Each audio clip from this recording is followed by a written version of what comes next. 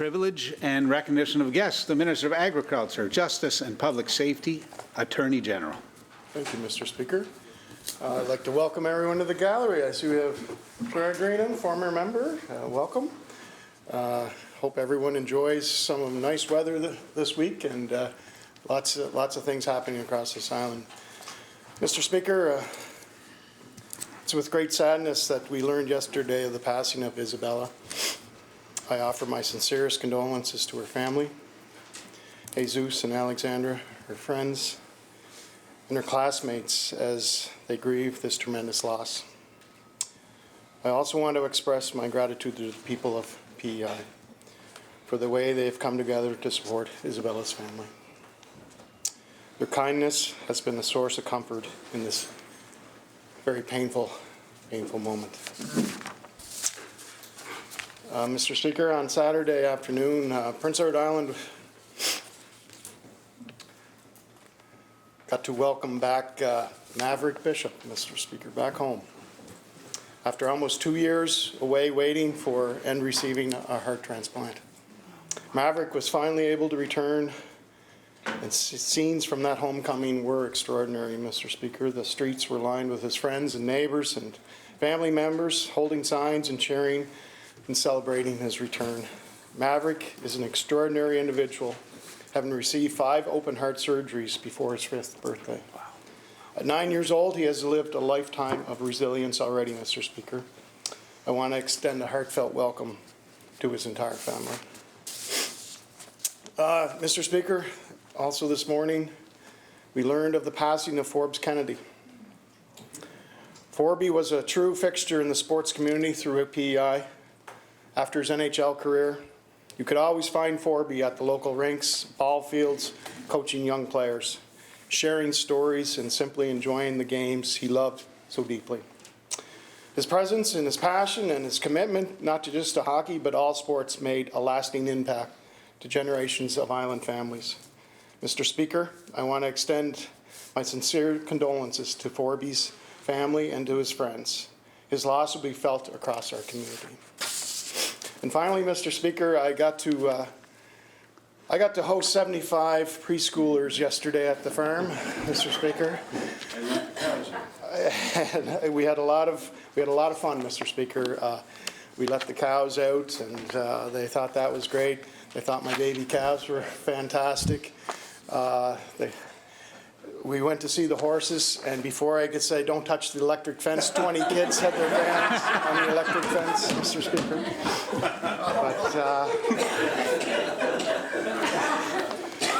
But all in all, they had a wonderful time. I want to thank the teachers from Allen Montgomery for bringing their kindergarten children. I gave them, each class got to name a calf, Mr. Speaker. I got 2 names in this morning, Happy and Beyonce, Mr. Speaker. So the other 3 are coming. They haven't decided yet, so, Mr. Speaker. I just want to say welcome and enjoy the day and the week here, Mr. Speaker. Thank you so much. Thank you, Minister. Those greetings were nothing short of shocking. The Leader of the Official Opposition. Thank you very much, Mr. Speaker. It's a pleasure to rise today and welcome all those who are watching online and those who are joining in the gallery today. Welcome back, George. Gerard Greenan, former Minister of Education and Early Childhood Development. I think he was here from 2007 to 2015, I believe. Represented Summerside St. Islanders, so welcome back. Phil Taylor, nice to see you again, and welcome to all of our guests here in the gallery today. Mr. Speaker, I too want to pass on my condolences to the family of Forbes Kennedy. He really was a true sports icon here on Prince Edward Island. He had a passion and a toughness for the game that did leave a lasting mark on Prince Edward Island and hockey from tip to tip. From coaching generations to his play in multiple NHL teams, he certainly made PEI proud. And so my condolences to his family, to his friends, and to all his former teammates with that. So, Mr. Speaker, and with that, I wish everyone a very productive day in the House. Thank you. The Leader of the Third Party. Thank you, Mr. Speaker. Welcome back to all my colleagues and everyone in the legislature here this afternoon. Also welcome to those in the gallery, and Gerard Greenan, great to see you out. Hope you were able to get that bread sliced at the farmer's market that we were looking at on Saturday morning there. Great to see you, Gerard, and everyone here today, and everybody watching online. Mr. Speaker, a couple of events I'd like to highlight for the legislature this afternoon. On the weekend, I attended the Alan and Tracy McKenzie Walk and Run for Autism here in Charlottetown. Wonderful event again. Big turnout, more runners I think than even last year. All proceeds went towards maintaining Project Lifesaver PEI, and it was a beautiful day to be out walking, and those who were able to run. And I'd like to thank the organizers, including Tammy Ferguson from Victoria out my way, for all of her work in supporting this event. Also, Mr. Speaker, coming up is the Cornwall and Area Watershed Annual General Meeting, Thursday, May 28th at 6:30 p.m. at the Milton Community Hall. So along with updates on local watershed projects, the guest speaker will be Gwen Vesey, coordinator of the PEI Agri-Watershed Partnership Program, who will share how soil conservation practices are helping to build healthier soils, fight climate change, and reduce agricultural runoff into our waterways. Also, Mr. Speaker, coming up tonight, 7 o'clock, at the craft store, the Abrams Village Craft Cooperative is holding their AGM at the craft store. Everyone is welcome to attend. Artists can drop off their crafts on June 10th and 12th. The store opens for the season on June 15th. And this is, Mr. Speaker, the 62nd anniversary this year of the craft cooperative. Finally, Mr. Speaker, I would like to just give an acknowledgement to the many students from across the province who were recently honoured at the 2026 Provincial Heritage Fair. This year there were 216 students, grades 5 through 10, representing 25 schools, participated in the fair. They presented a total of 176 heritage-themed projects exploring a wide range of topics related to Prince Edward Island and Canadian history. It's a wonderful event, Mr. Speaker, and a lot of engagement from the students, a lot of excellent projects. Too many to list here. I appreciate the government put out a statement and a release on it for more information, but I would offer congratulations to all the students who participated and everyone who made that Heritage Fair happen. Thank you, Mr. Speaker. Wishing everyone a great day of debate here this afternoon. Thank you, Member. The Minister of Economic Development, Trade and Artificial Intelligence. Thank you, Mr. Speaker, and it's a pleasure to welcome everyone back to the House today, my colleagues, those tuning in from beautiful District 5, Mermaid Stratford, to our guests in the gallery, especially my dad, George Dignan, who has been a regular friendly face this session. Also, Mr. Speaker, I want to rise, as many have mentioned in here, there's been a lot of graduations occurring, and post-secondary certainly was a hat I used to wear and participate a lot in the graduations. I just want to congratulate all the students and the staff on a successful year. I have no doubt they will go forward and be bold and be brave, and they will be amazing to the sectors they have studied, and hopefully they'll stay here on beautiful PEI. Also, Mr. Speaker, I just want to send a quick thank you to Heidi Wood. Heidi Wood is a Town of Stratford employee who works dedicated hours to ensure that our town stays beautiful, and I just wanted to give her a little shout out for that and thank her. Thank you, Minister. The Minister of Education and Early Years. Thank you very much, Mr. Speaker. I just want to take a moment to acknowledge students, staff, and school administration today after an incredibly difficult week in Island schools. Over the last 3 days, there were 2 tragic deaths, one involving a student and the other a long-time bus driver. Both are heartbreaking situations that have affected so many people in so many ways. My heart goes out to the families, communities, and schools affected by these tragic events. Our entire province grieves with you. Mr. Speaker, I also want to share my deep gratitude to anyone supporting students, staff, and families during this time, like our student well-being teams, school counselors, educational authority staff, and everyone else who has helped people through the grief, mourning, and trauma being experienced these last few days. The work you do and the care you take is invaluable, and I thank you so much for all the support you provide in difficult times like these. Thank you, Mr. Speaker. The member from Georgetown, Pownell. Thank you, Mr. Speaker. Mr. Speaker, it's a pleasure to rise and recognize everybody watching from home, especially those in District 2, Georgetown, Pownell.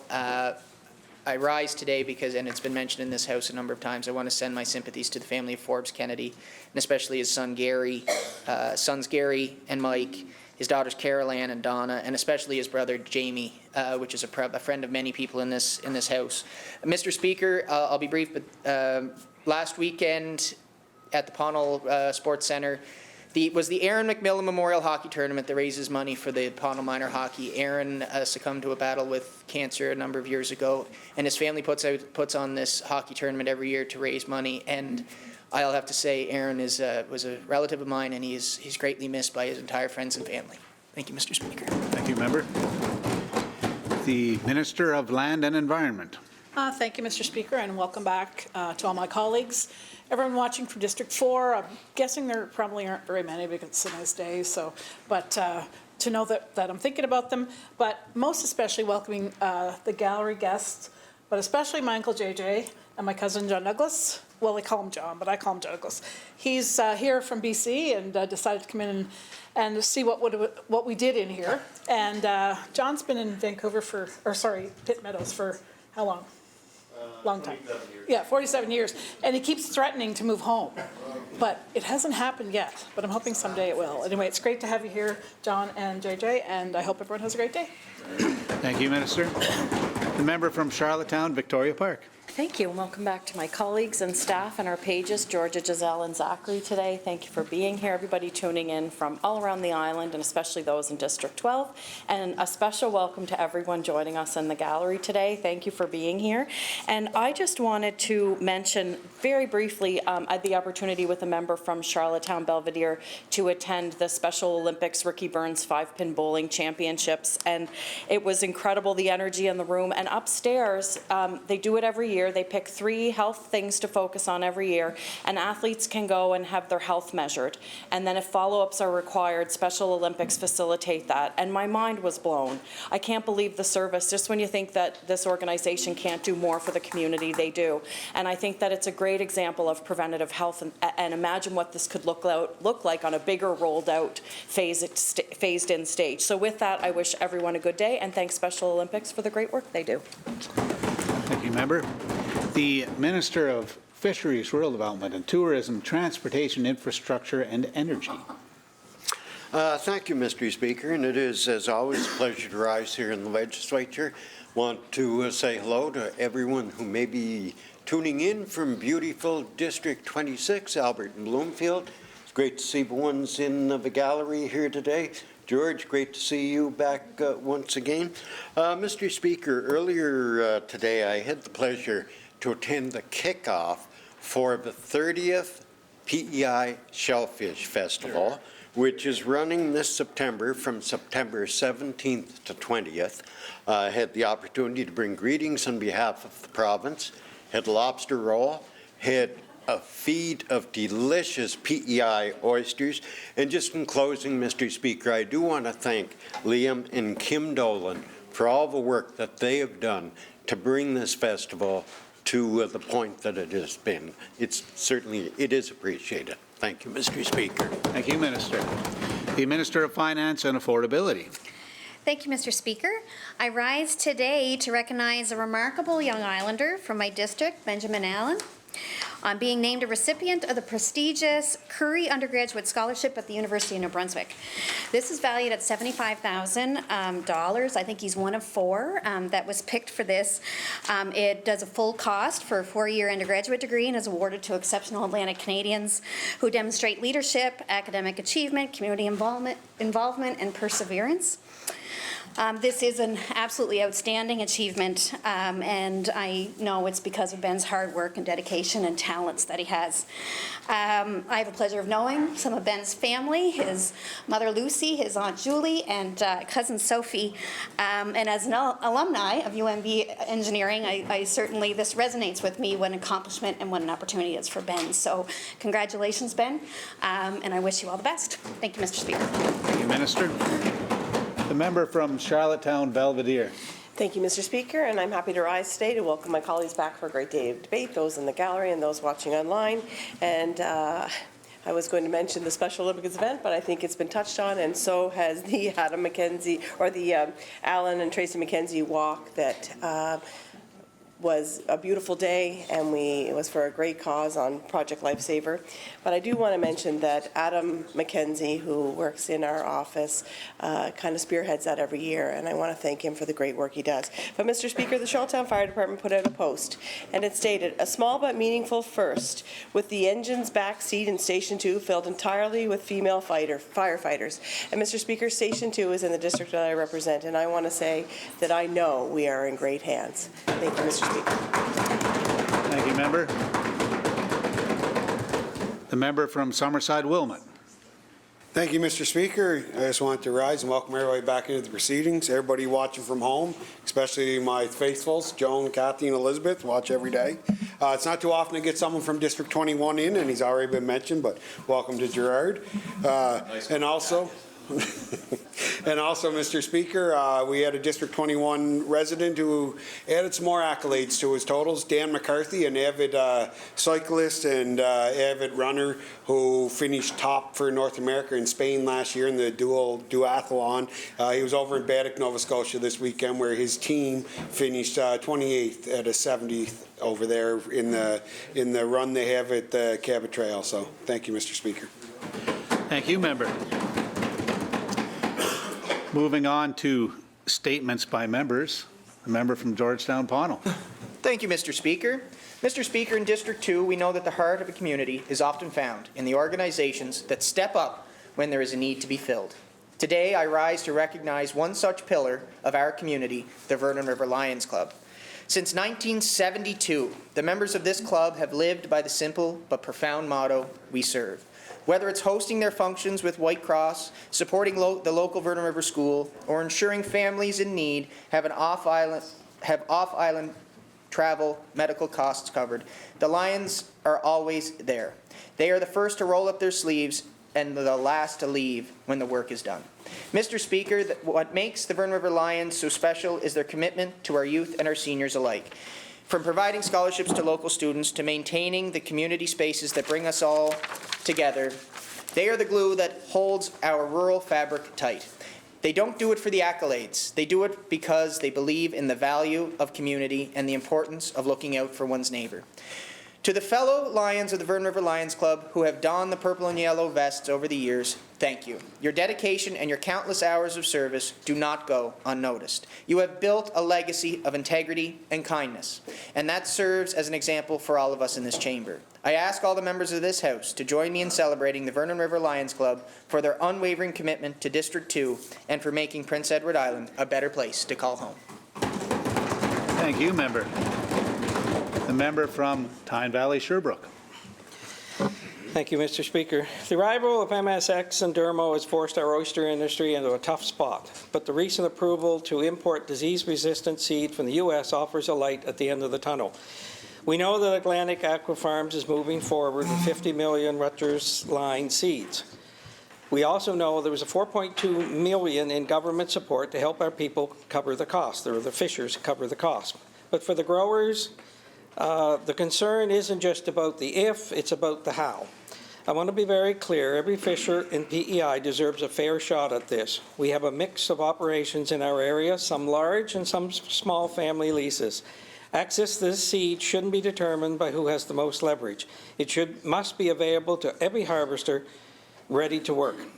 I'm calling on the federal agency of ACOA to ensure that distribution and financial assistance are tailored so small-scale growers aren't crowded out. In PEI, we look out for our neighbors, so let's ensure this recovery keeps our entire community afloat. Thank you, Mr. Speaker. Thank you, member. Member from Charlottetown West Royalty. Thank you, Mr. Speaker. Right now, our healthcare system is overwhelmed. Overcrowded hospitals, long wait times, frontline workers stretch beyond the limit, and yet this government still has no provincial wellness strategy. If this government's serious about improving healthcare in Prince Edward Island, it cannot continue focusing almost entirely on illness after people reach a crisis point. This government cannot continue ignoring prevention while the healthcare system falls deeper into crisis. That means supporting physical activities for seniors, improving access to recreation and mental health programs, investing in addiction prevention, and helping communities build healthier lives before people end up in emergency rooms and hospital. There are no extras. This is an essential part of a functioning healthcare system.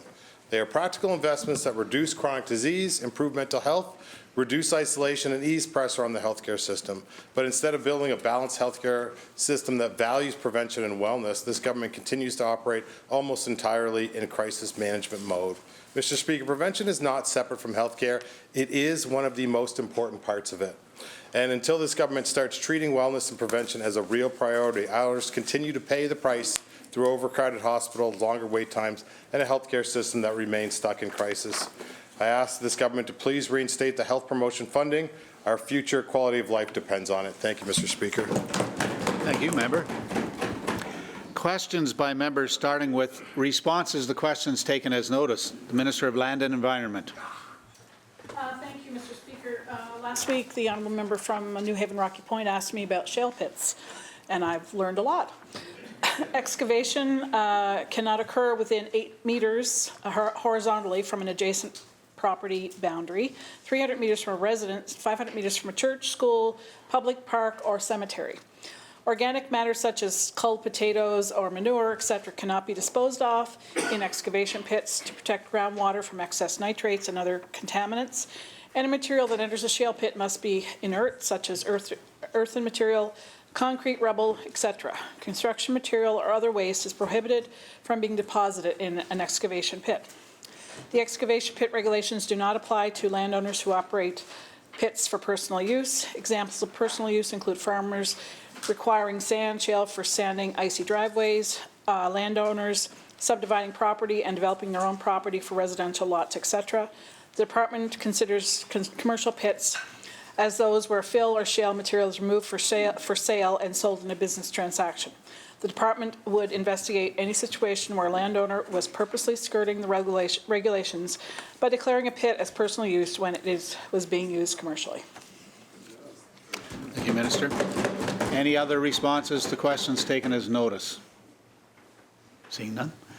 The Leader of the Official Opposition. Thank you very much, Mr. Speaker. So the more Islanders question or they're asking about the questions about the budget, the harder it seems to be to get a straight answer from this government.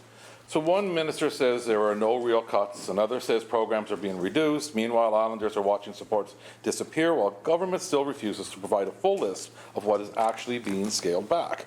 At this point, it's starting to look like the government either doesn't know what it's cutting or doesn't want Islanders to know. So question to the Minister of Finance. If government is so proud of this budget, why won't it simply table a complete list of cuts and reductions for Islanders to see? Minister of Finance and Affordability. Thank you, Mr. Speaker. We do table it in that we bring the whole budget, all the supporting documents to the table to ask questions in an open manner every year, every spring and every fall. That's what's done. And, you know, within a $3.8 billion budget, there's ups and downs. We've already stated that we are ending some programs. There's been some reductions to programs, and there's been some pausing to programs. We've been very open and transparent about that. Thank you, Mr. Speaker. The Leader of the Opposition. Thank you very much, Mr. Speaker. But if they're open and transparent, they would just list it. This government is treating the list of cuts like it's classified information. Mr. Speaker, the government keeps telling Islanders to focus on the billions being spent while refusing to clearly explain what services, programs, and supports are being reduced at the very same time. So that's not transparency. That's the government hoping Islanders do not notice what is quietly disappearing in the background. And Islanders should not need a calculator or a spreadsheet 3 weeks of budget estimates to understand what government is taking away from them. So question, Mr. Speaker, to the Minister of Finance. Will the Minister commit today to publicly releasing a full departmental breakdown of every cut, reduction, and pause program in the budget, yes or no? The Minister of Finance and Affordability. Thank you, Mr. Speaker. All the information is there and in front of everyone. You have all the time in the world to ask the questions about programs within government as we work through this operating budget. All the departments come to the table with their CFO and their minister to ask any of those questions that are there. And all the takebacks actually are coming like next day or in 2 days. In question period, we'll get questions. The takebacks are coming back a couple of days later. So all those answers are being given. Thank you, Mr. Speaker. Leader of the Opposition. Thank you very much, Mr. Speaker. But we're coming to the end of May, and that's 2 months after the fiscal, Mr. Speaker, and Islanders still don't know fully. We have many departments yet to come on the floor. Mr. Speaker, this government keeps pointing to new Islander Essentials benefits as though it somehow replaces the programs that they just cut. But let's put it into perspective. For those who qualify, the maximum benefit works out to roughly $1 a day. Does this government seriously believe $1 a day is going to offset rising electricity costs, helping Islanders invest in energy upgrades, or solve the affordability problem that they created? Question to the Minister of Energy. Why is this government replacing long-term energy programs with what looks like a cheap political gimmick rather than an actual solution? The Minister of Transportation, Infrastructure and Energy. Thank you, Mr. Speaker. And there's never been a government in the history of this province that has put more into energy programs. You look over the last 7 years, Mr. Speaker, combined with federal contributions in excess of $35 million. Of that $35 million, I believe in the vicinity of 25 to 26 million provincial programs. We have led every government across the country on a per capita basis on the number of programs, number of dollars that we have put in to energy systems, energy rebates for Islanders. Islanders deserve that, Mr. Speaker. Leader of the Opposition. Thank you very much, Mr. Speaker. But this government wants credit for all of their spending, but they don't want any of the blame for the cuts, Mr. Speaker. So Islanders were promised a series of long-term energy strategy and relief. Instead, what they're getting is canceled programs, rising costs, pressure on the grid, and a government acting like $1 a day somehow makes up for all of it. The reality is Islanders are starting to look at these decisions and wonder whether anybody around the cabinet actually thought this through. So question to the Minister of Energy. How is cutting energy programs and handing Islanders $1 a day supposed to pass as a serious affordability plan? Minister of Transportation, Infrastructure and Energy. Thank you very much, Mr. Speaker. And as the Minister of Finance has stated numerous times here, the information that is provided to the opposition, to the third party, for review in advance of any department taking the budget onto the floor provides them details that no other opposition parties have ever had before. It gives them the opportunity to formulate questions, to review, and to do what the opposition's role is, and that is to hold government to account, in which they are doing, Mr. Speaker. But we will continue down this road of transparency, of providing information to the opposition and to Islanders, Mr. Speaker. Thank you. Leader of the Opposition. Thank you very much, Mr. Speaker. But I think this minister is 2 questions behind. Because the question that I asked him was, how is cutting energy programs and handling Islanders $1 a day supposed to pass as a serious affordability plan? But, Mr. Speaker, I'm going to move on. The reality here is pretty simple. If few Islanders can afford heat pumps, solar installations, and efficiency upgrades, then fewer Islanders will make those changes. And if fewer Islanders make those changes, this government's emission targets become harder to reach. Question to the Minister of Energy.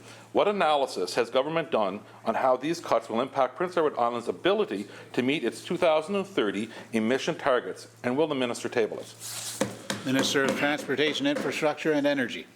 Thank you, Mr. Speaker. And, you know, the Leader of the Opposition is quite right when he talks about the number of heat pumps that this government has funded for Islanders right across the island from tip to tip. Again, unprecedented by any government. We have been there with regard to energy systems, Mr. Speaker. He has used the term, you know, with regard to heat pumps. And we will continue to be there.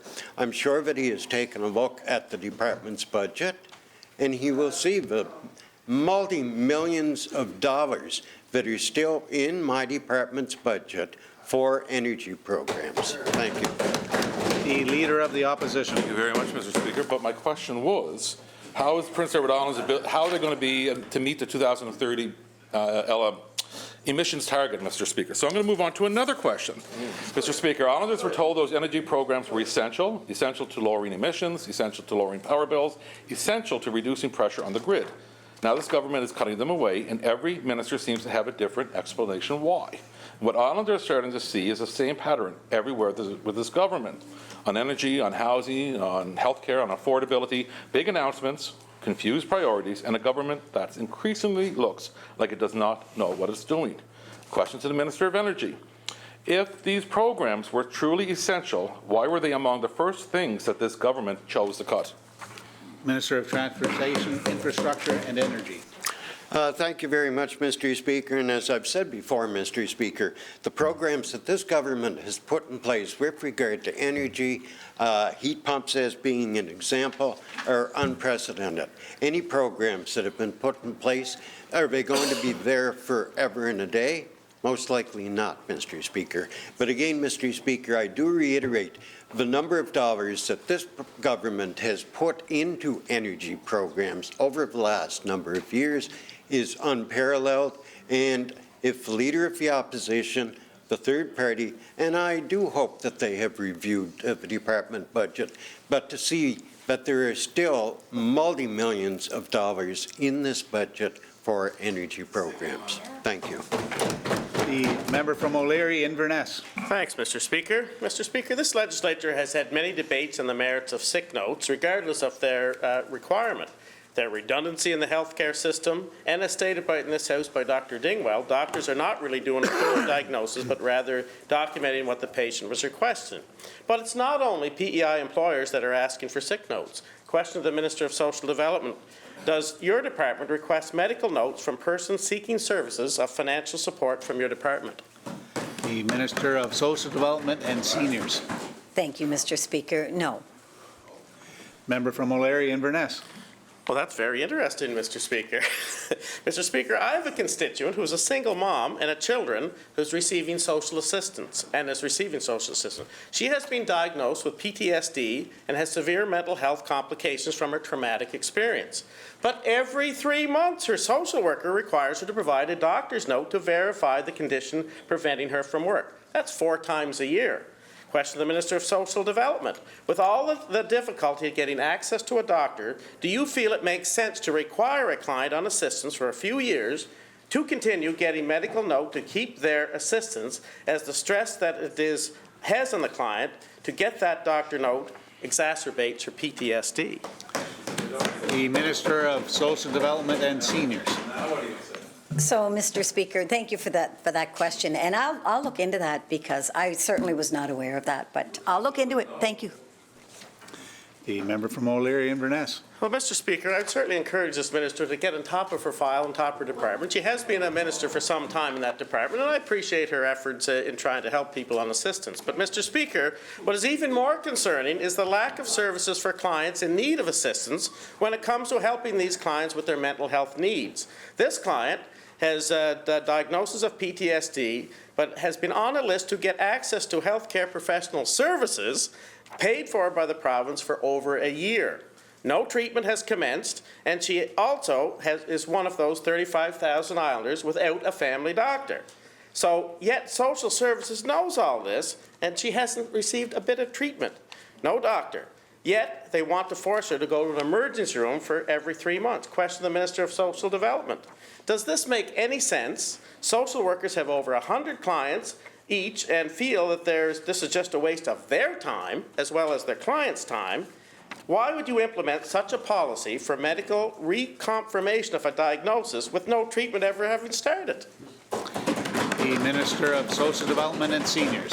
Thank you, Mr. Speaker. So if a client comes to the department and says that they aren't well, we have to find out what the concerns are, because otherwise we'd have lots and lots of people coming to the department saying they're not well, and we'd just be giving taxpayers money out at verbatim. So we can't do that, Mr. Speaker. So we have to keep track of that. Thank you.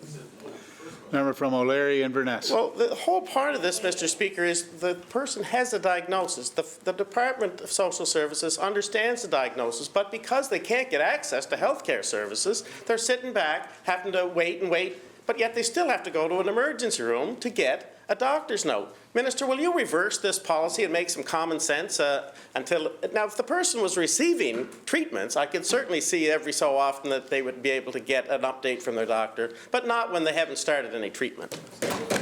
The Minister of Social Development and Seniors. Thank you, Mr. Speaker. And our policies are assessed once a year annually, so we will certainly look at trying to streamline that if it helps, but we'll certainly look at that. Thank you, Mr. Speaker. The member from Charlottetown West Royalty. Thank you, Mr. Speaker. Safety is very important, especially in the working conditions, especially in long-term care, and in my area, in Prince Edward Home, staff, residents have been coming to me with safety concerns, and the minister is, I do believe, is well aware of it. Question to the Minister of Health: what are you doing for the safety of residents and staff at PE Home regarding a situation that you said was going to be fixed a week ago and nothing has happened? Can you give us an update? The Minister of Health and Wellness. Thank you, Mr. Speaker. And I know that I did say that one individual would be moved by that certain date, and that hasn't happened. There's a lot more behind the scenes happening and a lot more complications, which is making it very difficult, Mr. Speaker. I'm not going to get into the specifics, but they are working to try and move this one individual. The issue being where can he go? But until that happens, there is 24/7 security and more supports that have been put in place to help the staff in this difficult situation. Member from Charlottetown West Royalty. Thank you very much. And I know it is it's a delicate situation, and I was there yesterday for a lot of time and talked with families and residents, and they're quite concerned. So if that is the update, and I know it's difficult, what am I to tell families that believe that it was supposed to be done last week when it hasn't been? How close are you to fixing this situation, because it's dire for them? The Minister of Health and Wellness. What I would tell them, Mr. Speaker, is they're working around the clock to try and find an alternative location for this individual.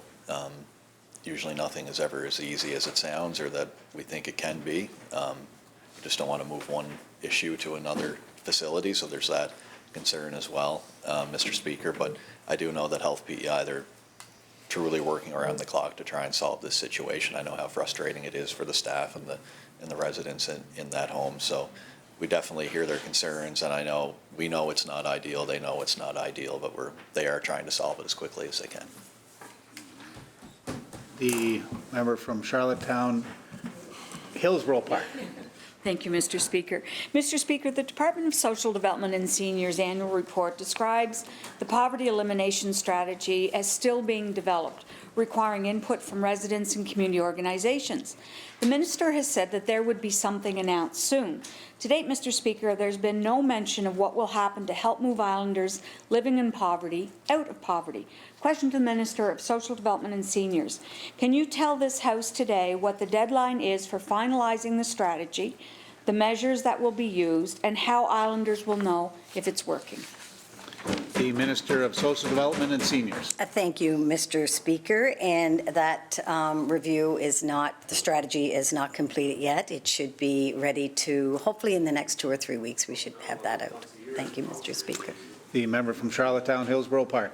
Thank you, Mr. Speaker. Mr. Speaker, the Poverty Elimination Strategy Act sets targets, but targets mean virtually nothing without a funded action plan behind them.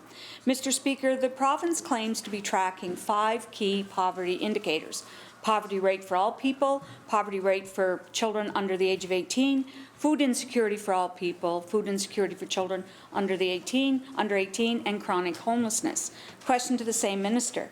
Minister, can you table for this House the specific programs, the dollars, and timelines associated with these 5 poverty indicators?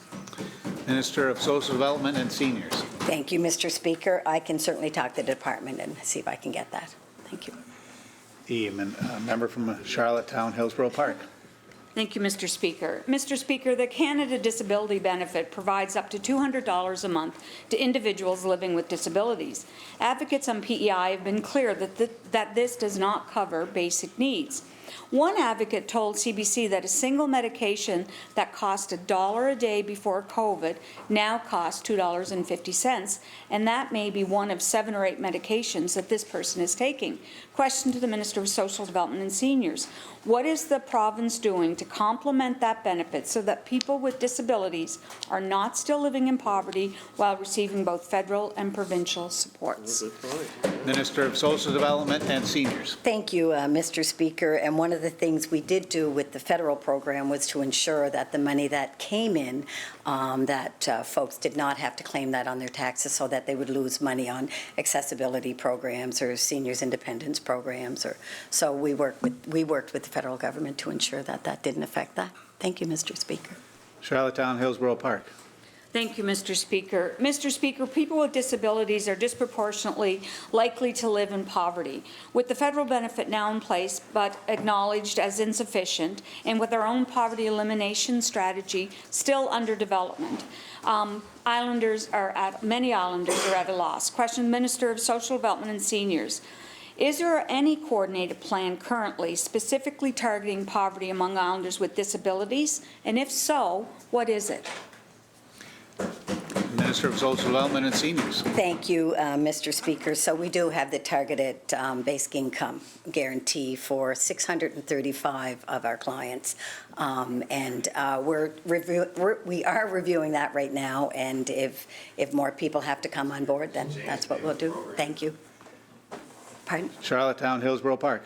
Thank you, Mr. Speaker. Mr. Speaker, during the Minister of Social Development and Seniors Social Work Month statement, she stated that the government is investing in hiring child protection, youth and family service workers. Mr. Speaker, it would be good to know how this hiring is actually going. Question to the same minister. Minister, how many positions were filled last year? How many are currently vacant? And what is the recruitment target for this upcoming year? Minister of Social Development and Seniors. Thank you, Mr. Speaker. I'd have to get those numbers and take them back. Thank you. East Charlottetown, Hillsborough Park. Thank you, Mr. Speaker. Mr. Speaker, recruiting social workers is a challenge. Keeping them is another. Social work has become one of the highest rates of burnout and turnover among professionals. Question to the Minister of Social Development and Seniors. Beyond hiring, what specific retention measures has your department implemented, and what is the average length of service for a child protection social worker on PEI? Minister of Social Development and Seniors. Thank you, Mr. Speaker. And I think I should recognize the social workers right now, as you know, through that question. They're a wonderful group of people who work in very, very difficult situations. I can imagine the burnout rate is pretty short. I can imagine that, but being a youth worker myself, I stayed in that field for 20 years working with young people in crisis. So our retention is, I can't exactly give you the exact number on that, but I can get it for you. Thank you, Mr. Speaker. The Leader of the Third Party.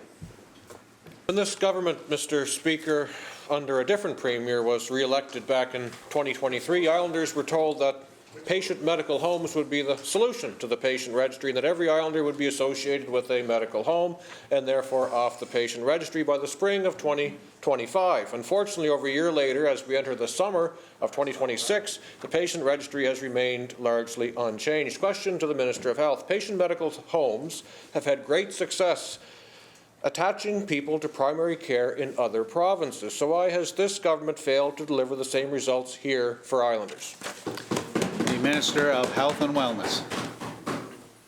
Thank you, Mr. Speaker. It is certainly a good question, and I think, as a member has mentioned, that other provinces have had great success in attaching patients to patient medical homes in other provinces. I think we are seeing some success, not at the rate that we would obviously like. I think our new hire in medical affairs, Dr. Workington, is going to be a huge benefit in speeding up that process, coming from a province where he's affiliated hundreds of thousands of patients to patient medical homes, Mr. Speaker.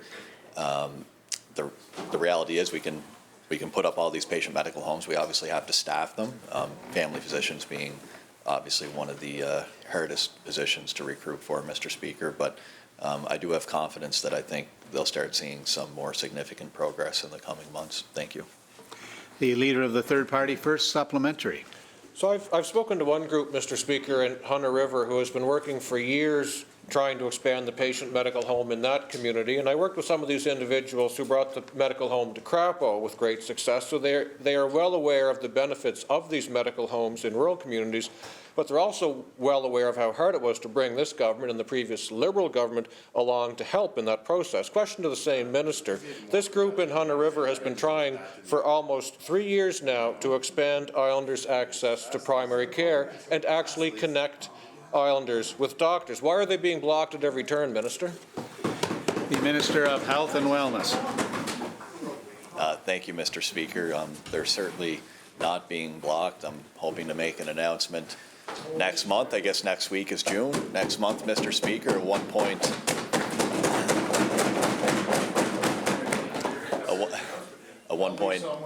$1.5 million in the capital budget to expand the Hunter River Medical Home, Mr. Speaker, which we will be doing. Thank you. The Leader of the Third Party, second supplementary. That's great to hear the minister is going to support that initiative in Hunter River, Mr. Speaker. At some point, Mr. Speaker, Islanders just need a government who is going to lead, one who isn't terrified to make a decision.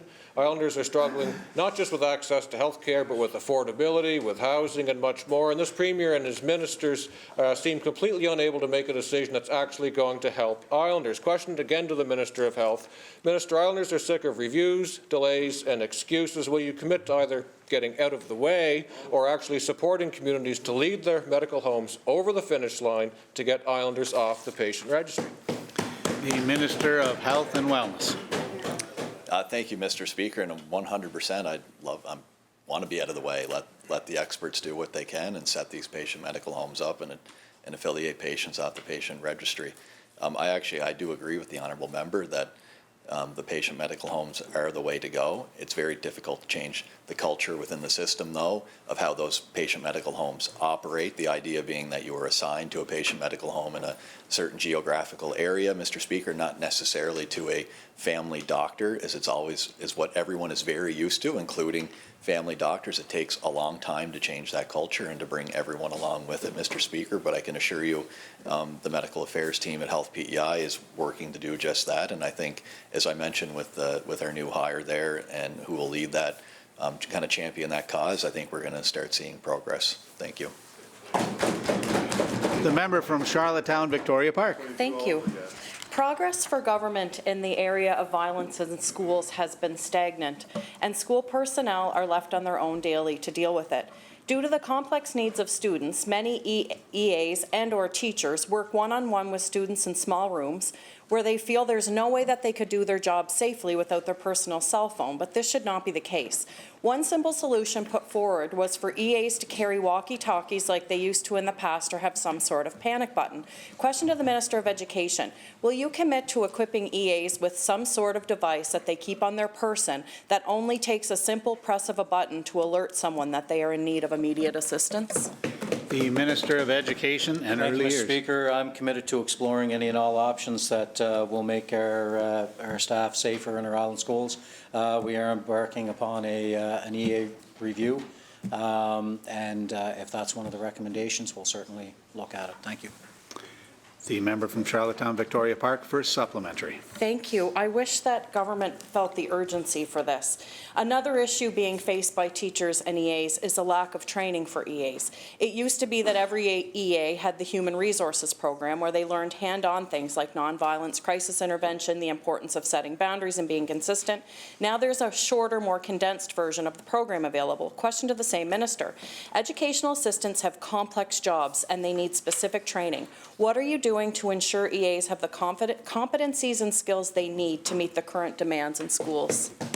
Minister of Education and Early Thank you, Mr. Years. Speaker, and I want to take this opportunity to thank all of our hard-working, dedicated, and professional EAs that we have in the system. We've got some great ones. They've got one of the toughest jobs in our system. There's no question about that. That is exactly why we're going to spend the time reviewing the role of an EA and how we make their job easier, more effective, and strengthen that role in the system. Very, very important role in our system. Thank you. Member from Charlottetown, Victoria Park, second supplementary. Thank you, but I would like to remind the minister that 2 years later, we're still waiting for the action plan for the inclusion model review, so I don't have much faith in your reviews. EAs play a vital role in our island schools, yet many are having to work 3 jobs just to make ends meet. Full-time is considered 30 hours, and they do not get paid near enough. Once someone is an EA, there's no opportunity to move up the ladder, so to speak. This is a career to be very proud of, but this government isn't investing in it the way they should be. Question to the same minister. Will you commit to creating a salaried pay grid for EAs similar to early childhood educators? The Minister of Education and Early Years. That would certainly be something that would be talked about and identified, I believe, in collective bargaining. Again, our EAs, very, very important to our system, and I want to thank each and every one of them today. Thank you. The member from Georgetown, Pownell. Thank you, Mr. Speaker. Mr. Speaker, for many people in my district, Seafood 2000 is a key employer, and in fact across Kings County. It is the livelihood for a lot of people.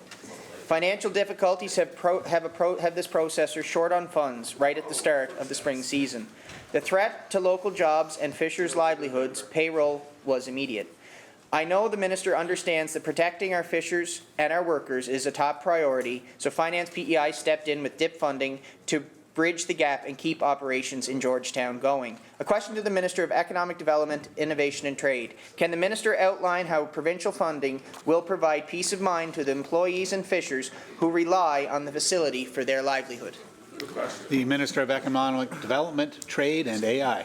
Thank you, Mr. Speaker, and thank you to the honourable member for the question. Certainly, the province has provided immediate financial assistance through a loan. It was worked through the court systems and such to ensure that those lobster fishermen and the employees that work there do get paid for the season. Thank you. Member from Georgetown, Pownell. Thank you, Mr. Speaker. Mr. Speaker, we are talking about a vital source of employment and economic development in Kings County, supporting a dedicated workforce that includes many essential plant workers and fishers.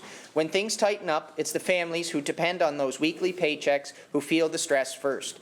Government's financial bridge was put in place specifically to ensure that workers and fishers aren't left facing the brunt of these financial challenges. A question to the same minister. How is the department working to ensure that operations continue smoothly and that plant workers and fishers remain fully employed and checks keep coming throughout this spring season?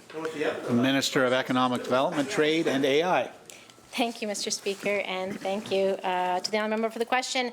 And certainly that is the goal of the loan for Seafood 2000 is to ensure that they are paying the lobster fishers for their catches and the employees that are working so hard within the facility.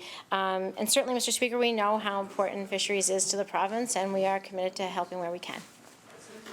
Member from Georgetown, Pownell, second supplementary. Mr. Speaker, standing up for rural PEI means making sure our workforce has the stability when commercial pressures arise. Government is focused on putting a protective wall around island jobs and ensuring our community's workforce is supported during this period of transition.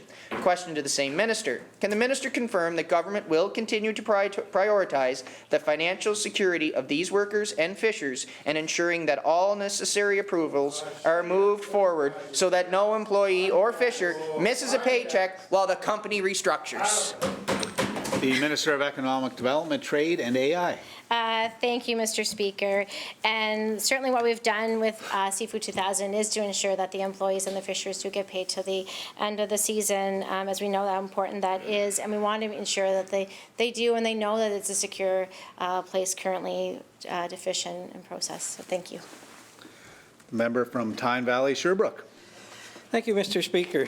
Mr. Speaker, Islanders expect that when seniors move into community care facilities, they are treated with dignity, safety, and fairness. We continue to hear a few concerns about rising rents and whether the level of care being provided truly matches what residents are paying. Seniors living on fixed incomes need to know that there is transparency and a fair process governing the cost of their housing and care services. So, question to the Minister of Health and Wellness. Can the minister explain how rent increases in community care facilities are currently regulated and what protections are in place to ensure that seniors in government are not facing unjustified or excessive cost increases? The Minister of Social Development and Seniors. Thank you, Mr. Speaker. I'll take this question because, well, and first I'd like to thank the 36 community care facilities across Prince Edward Island for the work that they do in caring for not just seniors but individuals who have to make community care their home. Our department, Department of Social Development and Seniors, subsidizes 657 clients of the 1,187 total beds. So we do negotiate that cost through our department, but just of the 657 beds. So community care facilities remain private, and they set their rates for self-pay residents. So that's where it is right now. Member from Tyne Valley Sherbrooke, first supplementary. Mr. Speaker, there's a range in what private facilities across the province charge for residency. Islanders deserve to know that if they are being charged a premium price, they are receiving a premium standard of care. So question either to the Minister of Health or Minister of Social Development and Seniors. Will the Minister consider today to introducing regulatory changes that directly link the fees private care, community care facilities are permitted to charge with the actual quality and the level of care the residents receive? The Minister of Health and Wellness. Thank you, Mr. Speaker. Yes, some of this does fall within the Department of Seniors and some falls within the Department of Health.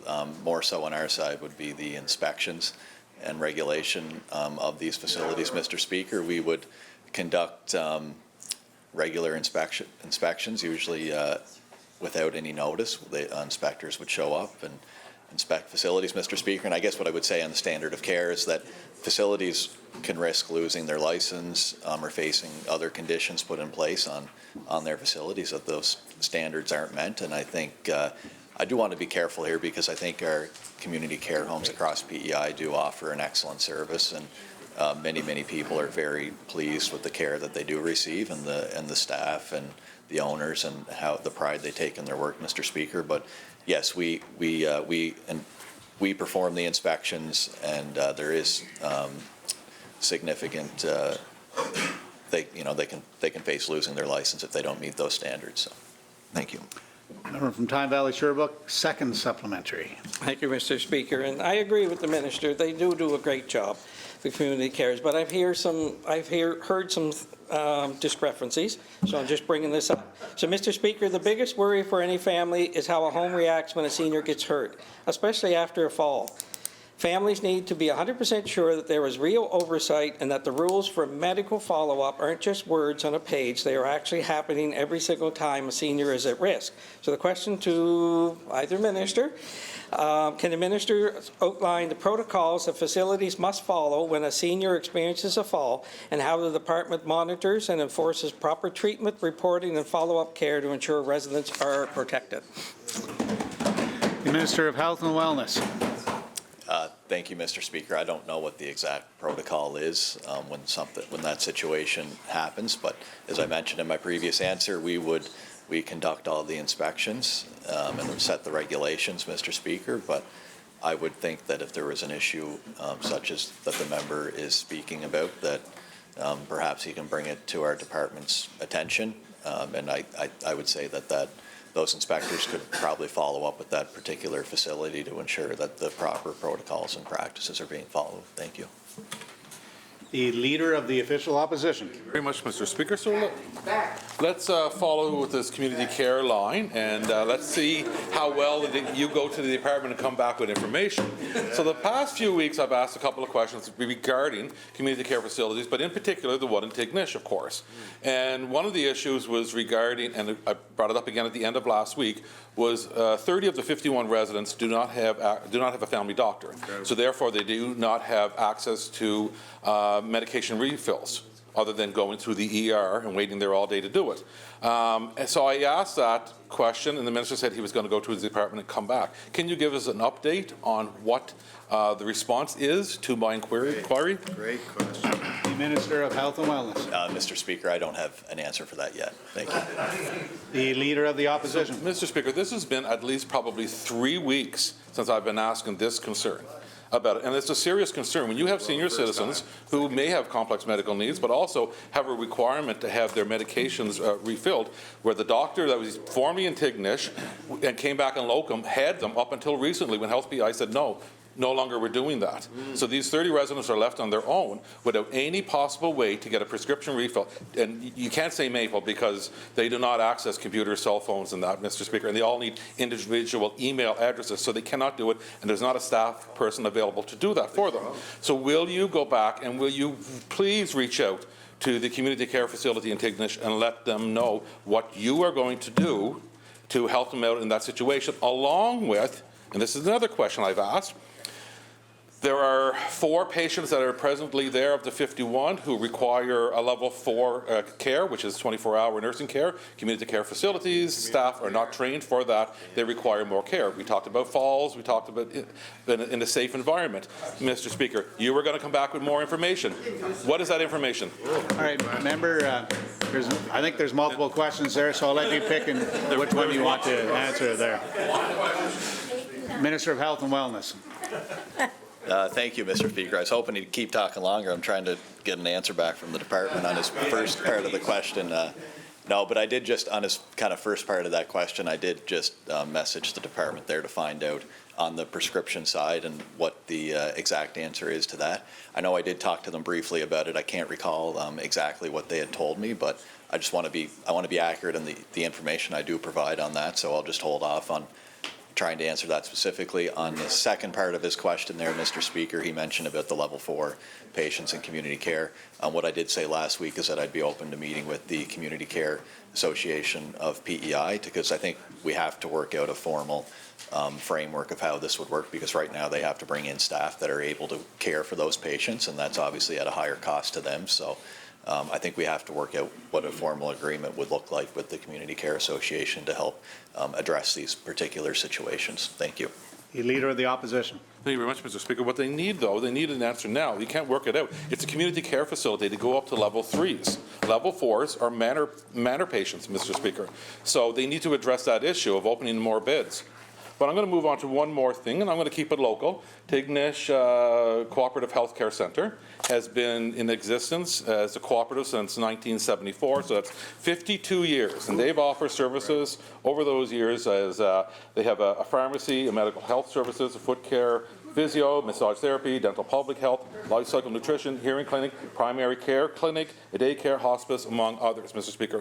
Why is this government not having the Tignish Cooperative Health Care Centre as a patient medical home when you're trying to reach 30? Here's an easy one. Why is Tignish not a primary patient medical home when it was the first collaborative healthcare centre in Prince Edward Island? Good. Minister of Health and Wellness. Thank you, Mr. Speaker. I think the department provides a grant to this particular facility, I think a $100,000 grant, Mr. Speaker, which, to be honest, the department wanted to roll back, and I said, no, that's not happening. They provide an important service in Tignish, and I said that $100,000 has to stay in the budget, Mr. Speaker. I'm standing up for rural PEI. I know the great services that they do offer. It's the only facility in PEI that we offer this grant to, Mr. Speaker. But I do think it's important. I think that we do need it because, yes, it is, and I think the honourable member makes a good point. I can look into it, why this wouldn't be considered a patient medical home, and if it can be, perhaps it has to do with staffing. I'm not sure, Mr. Speaker, but I can inquire with Health PEI about that. Thank you. Charlottetown West Royalty, final question. Thank you very much, Mr. Speaker. Some concerning numbers through the HIFIS system. The most recent report stated that the homeless veterans in Prince Edward Island is up 40%, Mr. Speaker. This number is very striking, and it's reported on. Minister of Housing, what are you doing to support our homeless veterans? And will you reach out to Veterans Affairs, who are close by, and figure out why we have a 40% increase in our homeless veterans in Prince Edward Island? The Minister of Housing and Communities. Thank you, Mr. Speaker. And the 40%, I'm not sure how many actual individuals are in that 40%, but absolutely it is concerning, and sure I will. Yes, thanks. That's the end of question period. Moving to statements by ministers. The Minister of Finance and Affordability. Thank you, Mr. Speaker. I'm pleased to rise today to announce an initiative that will make a real difference in rural PEI. This summer, PEI Liquor Control Commission is partnering with Kerry to launch the Rural Ride Share pilot program, an important step toward improving local access to transportation in communities with limited options. I grew up in rural PEI, Mr. Speaker, and I know firsthand for many rural residents, getting home safely after visiting friends or attending a community event can be a real challenge.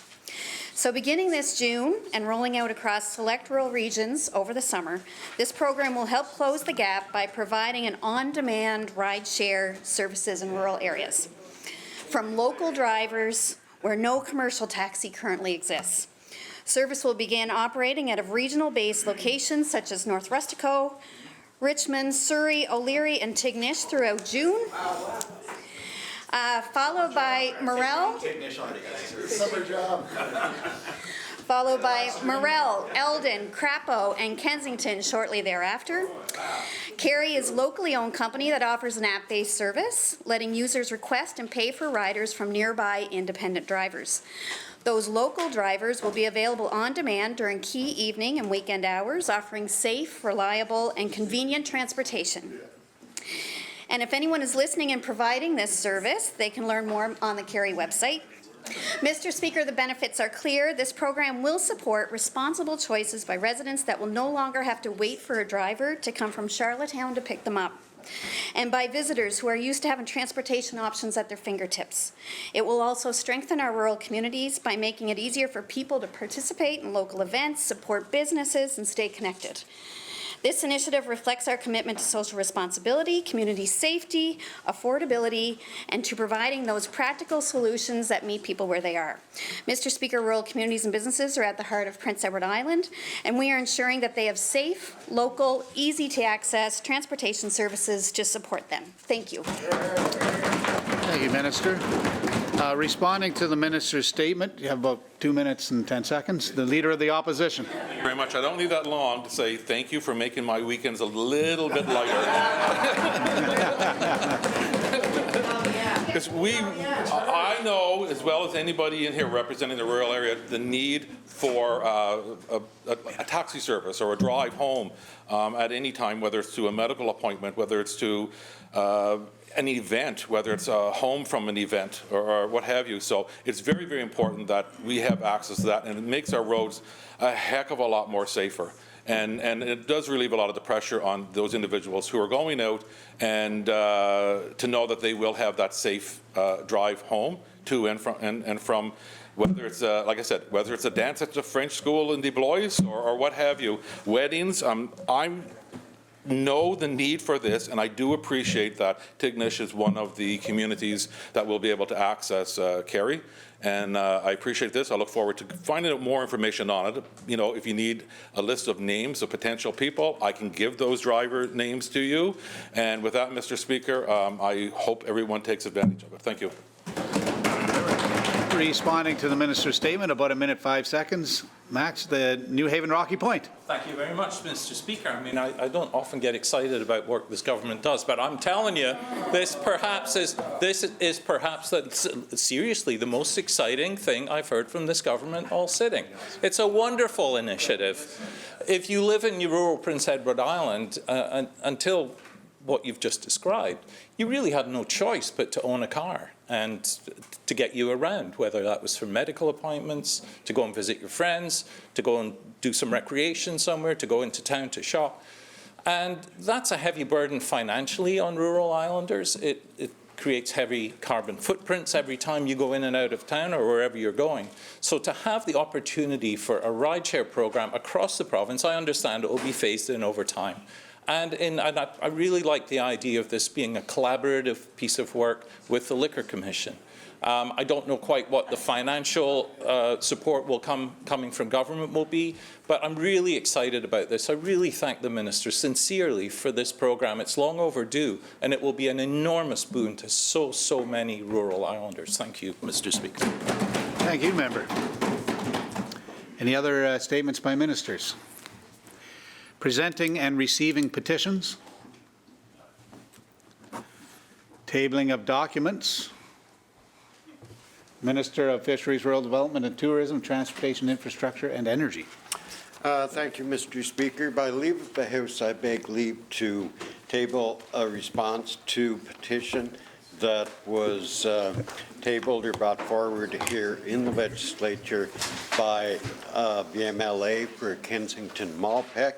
And I move, seconded by the Minister of Finance and Affordability, that the said response do now be received and do lie on the table. Shall it carry? Carried. Any other tabling of documents? Seeing none, reports by committees. Seeing none. Introduction of government bills. Orders of the day government. Minister of Agriculture, Justice and Public Safety and Attorney General. Thank you, Mr. Speaker. I move, seconded by the Minister of Finance, that the first order of the day be now read. Shall it carry? Carried. Order number 1, consideration of the estimates in committee. Minister. Thank you, Mr. Speaker. I move, seconded by the Minister of Finance and Affordability, that this House do now resolve itself in the Committee of the Whole House to take into consideration the grant of supply to His Majesty. Shall it carry? Carried. I'd like to call upon the Deputy Speaker and member from Charlotte Belvedere to chair a Committee of the Whole.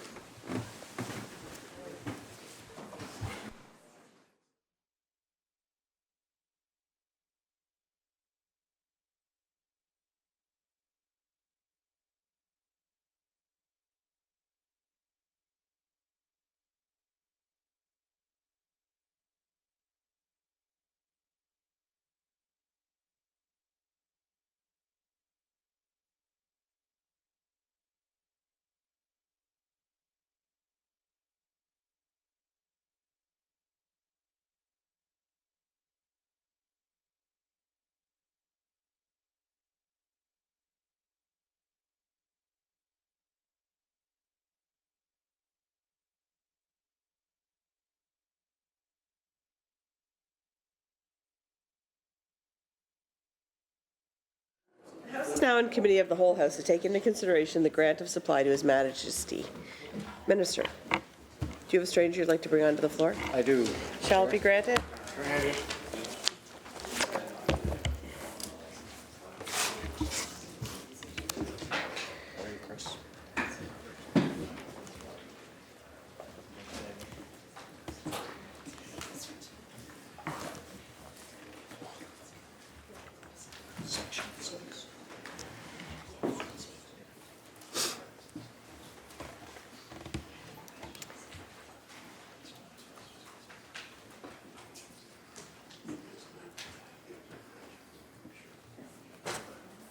Can you please state your name and title for answer?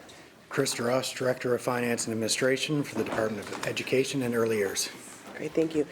So for those following along, we are on page 45 under the English Education Programs and Services. It has been read, so it is open for questions. Member from Charlottetown Hillsborough Park. Thank you, Chair. Welcome back, Chris. Before I get started, I'm wondering if you can answer general questions. So, Chris, when taking a look at preparation for this operational budget and recognizing that there needed to be some austerity measures, what number were you asked to find in total within the department? I don't know. Thanks. The department proper, so excluding the Commission Scolaire Langue Française and excluding public schools branch, received a $16.4 million increase. I'm sorry? $16.4 million increase for the Department of Education and Early Years. Chair? Charlottetown Hillsborough Park. Chris, what were you asked to find, to return back? Well, that's We've been our- asked to ask questions to Yeah, find just out the details, just- so. Sorry. Yeah, That is, just sorry. one sec. Does this question fall under this section? Just overall, I guess. I did. Is it, so it isn't specific to this section? All right, I'll Okay. reframe the question. Sure. So I'll Charlottetown ask you Hillsborough each question, Chris, in each section. How much was English education programs and services asked to return? It's more of the opposite. It's a budget target per section, and for the entire department, like I said, the budget target was $16.4 million increase, excluding the school boards.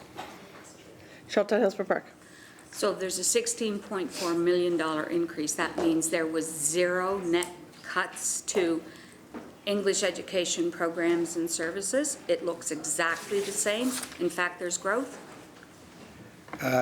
No, I wouldn't say there's no reductions. The materials, supplies, and services line is down 25,000. That would be the only line that's down. Salaries is up 375,000 for a net increase of 351,000. Charlottetown Hillsborough Park. Thank you, Chair. So the salary increases, we've been hearing about increases due to negotiations, which makes sense. There's 25 full-time equivalent positions. In those 25 full-time equivalent positions, are there any changes to the structure? In other words, have any of the leads or staff been eliminated and others brought in? There's actually a net increase of 2 positions in this department. I'm sorry. There's a net increase of 2 positions in this department.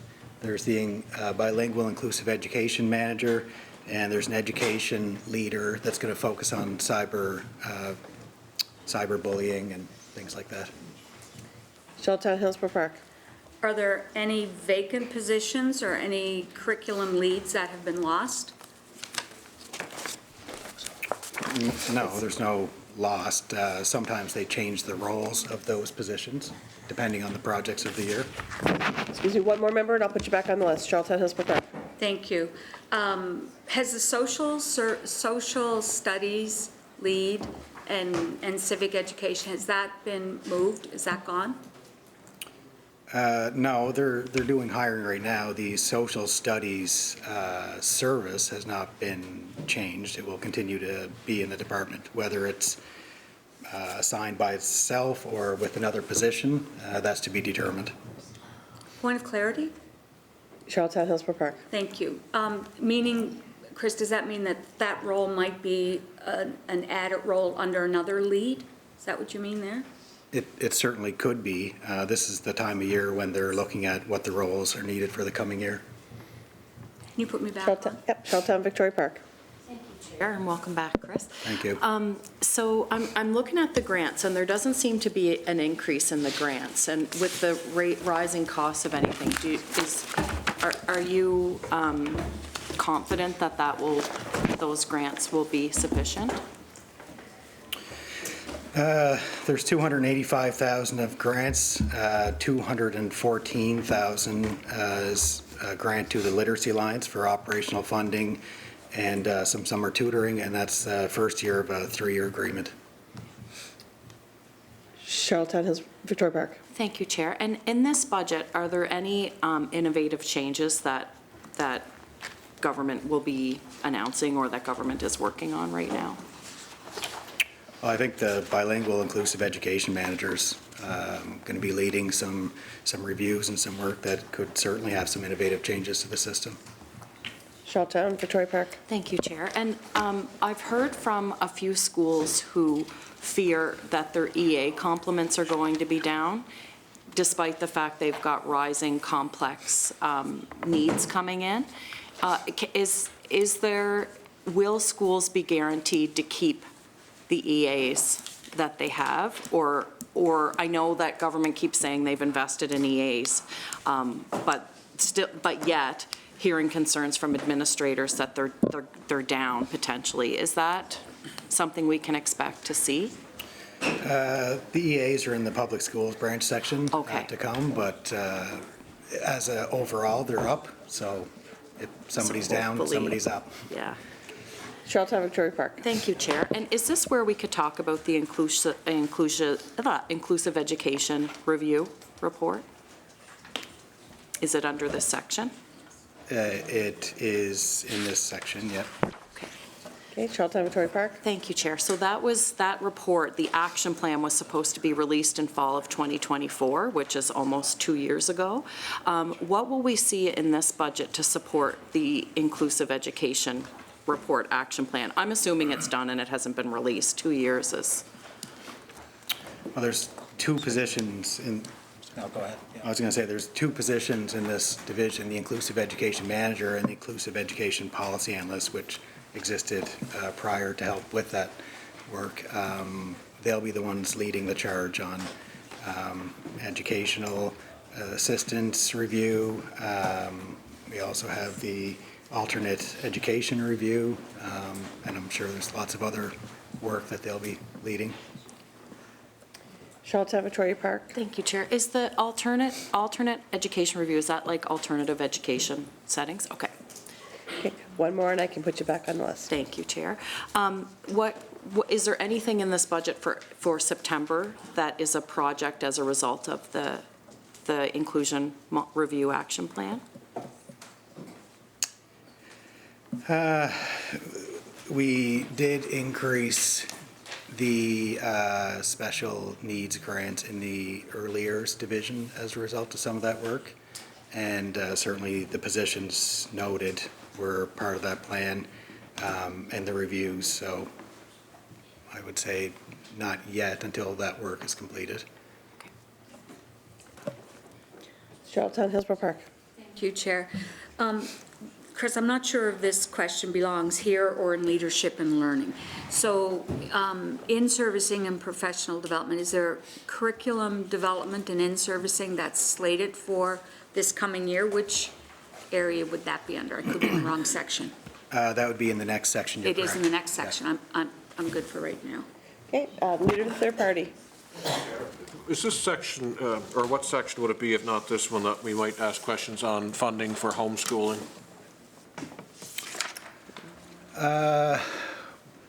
Well, I guess it could be this section, except there is no funding besides, we do lend materials and they return them. Leader of the third party. So there must be some budget amount for materials to make homeschooling available for families, or is Chris, is there no funding for it? Not through our department, besides that we do lend the materials and they pay a deposit, and when they return the materials, we provide the deposit back. Okay. Leader of the third party. So is there a section within the department that sort of oversees homeschooling, whether it's working, whether it needs supports, whether it's expanding? Because I'm hearing that there's more and more families year over year that are deciding to homeschool their children for whatever reason. It would be in this section. I think certainly during COVID, we saw an increase during those couple of years. I think it's back to a normal level, but we could bring back those numbers for you. Leader of the third party. Yep. Yeah, thank you. I'd appreciate it if you could do that. I guess I don't have any other questions given the answers to the previous ones on it, Chris, but I'd appreciate some information on it. I do have actually noted here, take back for you from last session. IRAC has 28 FTEs, including 3 commissioners with a salary range of about 3.5 million. Okay, thank you for that.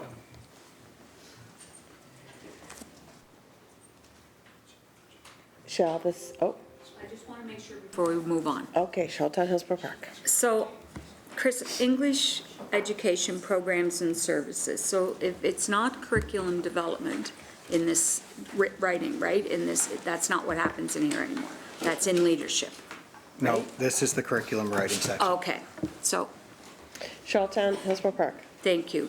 Chris, where's the focus in curriculum development in the division this year?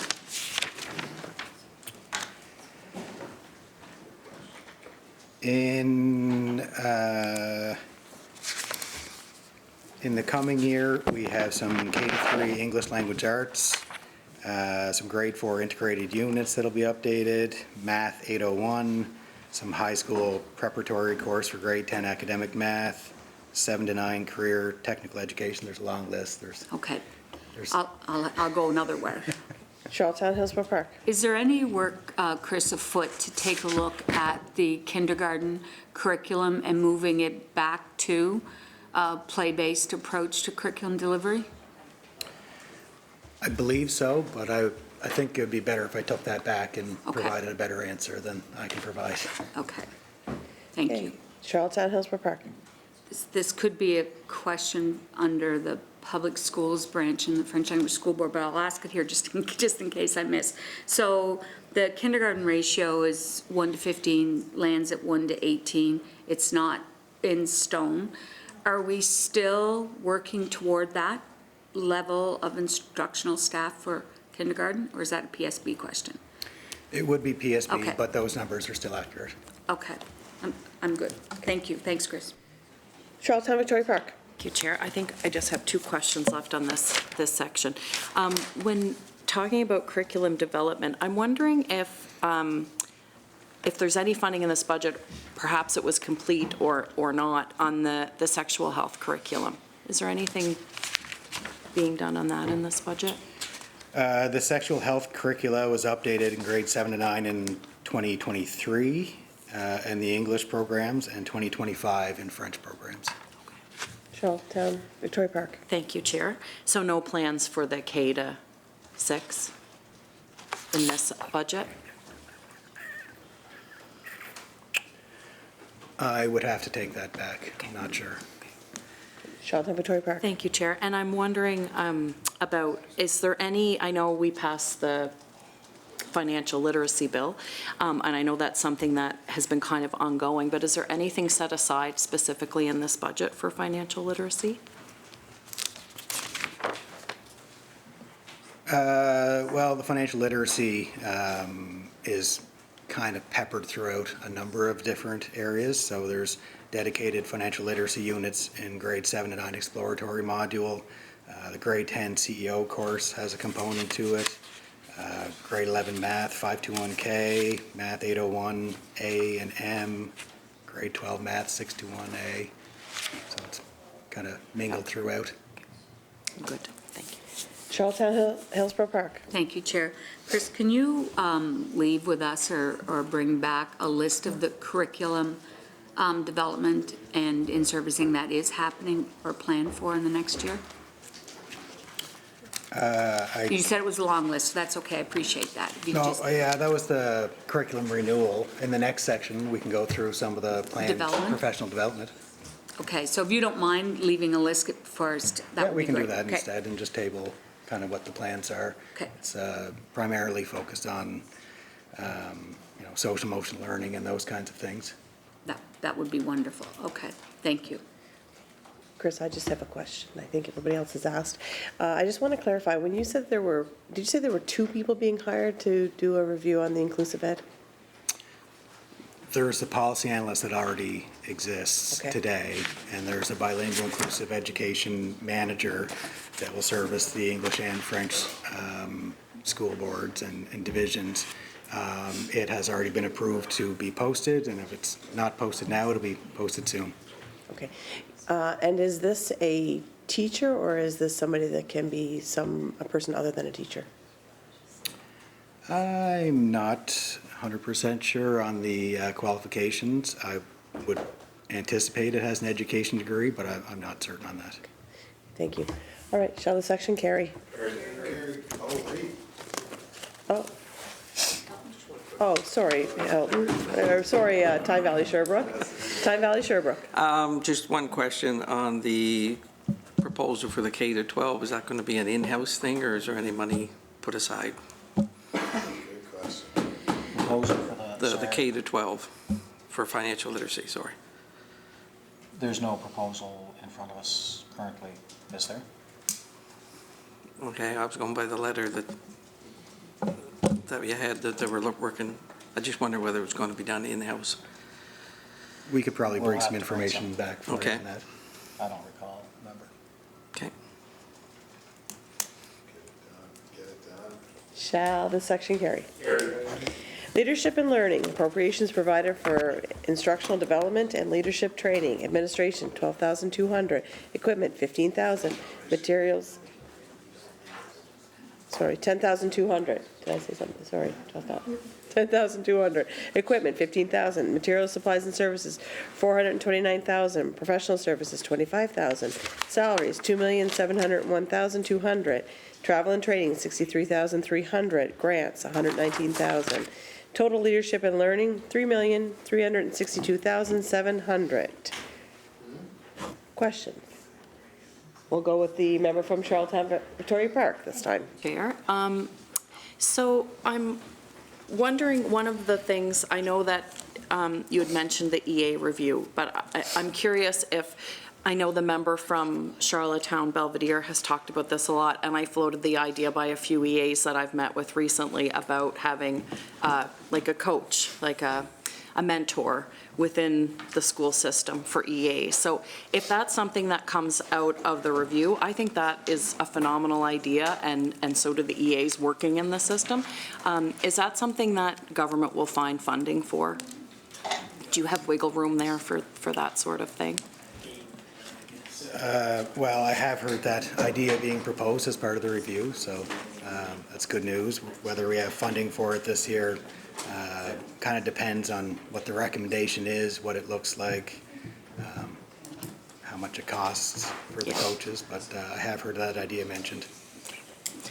Charlottetown Victoria Park. Thank you, Chair. And I know this isn't a budget question, but I'm wondering if, well, kind of it is, but do you know have any sense of how long that review might take? No, I'm not sure. We don't have the person hired yet that'd lead it, so. Oh, okay. It might be posted now, though.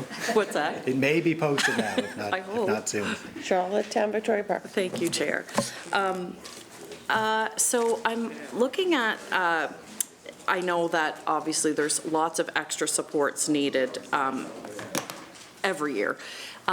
So do we have any sense, are we going to be able to have a full-time counselor in every school this coming September? Might as well ask. That'd be in the public schools branch section, but I don't believe that's how they allocate them out in the current year, and I'm not aware of any changes in the coming year. I'm not aware of any changes in the coming year to the way they allocate them. Charlottetown Victoria Park. Thank you, Chair. Well, I don't like the way they're allocated, and I think there should be at least one in every school. So what new development and training will be funded in the next year for staff? During the upcoming year, there will be some delivery of components of PRISM, system-wide cultural competency training to administrators and teachers. There will be teachers, administrators with professional learning on the integration of social and emotional learning with some work tied to Dr. David Cantor, I think his name is. There is a review of the format and usage of the academic learning plans.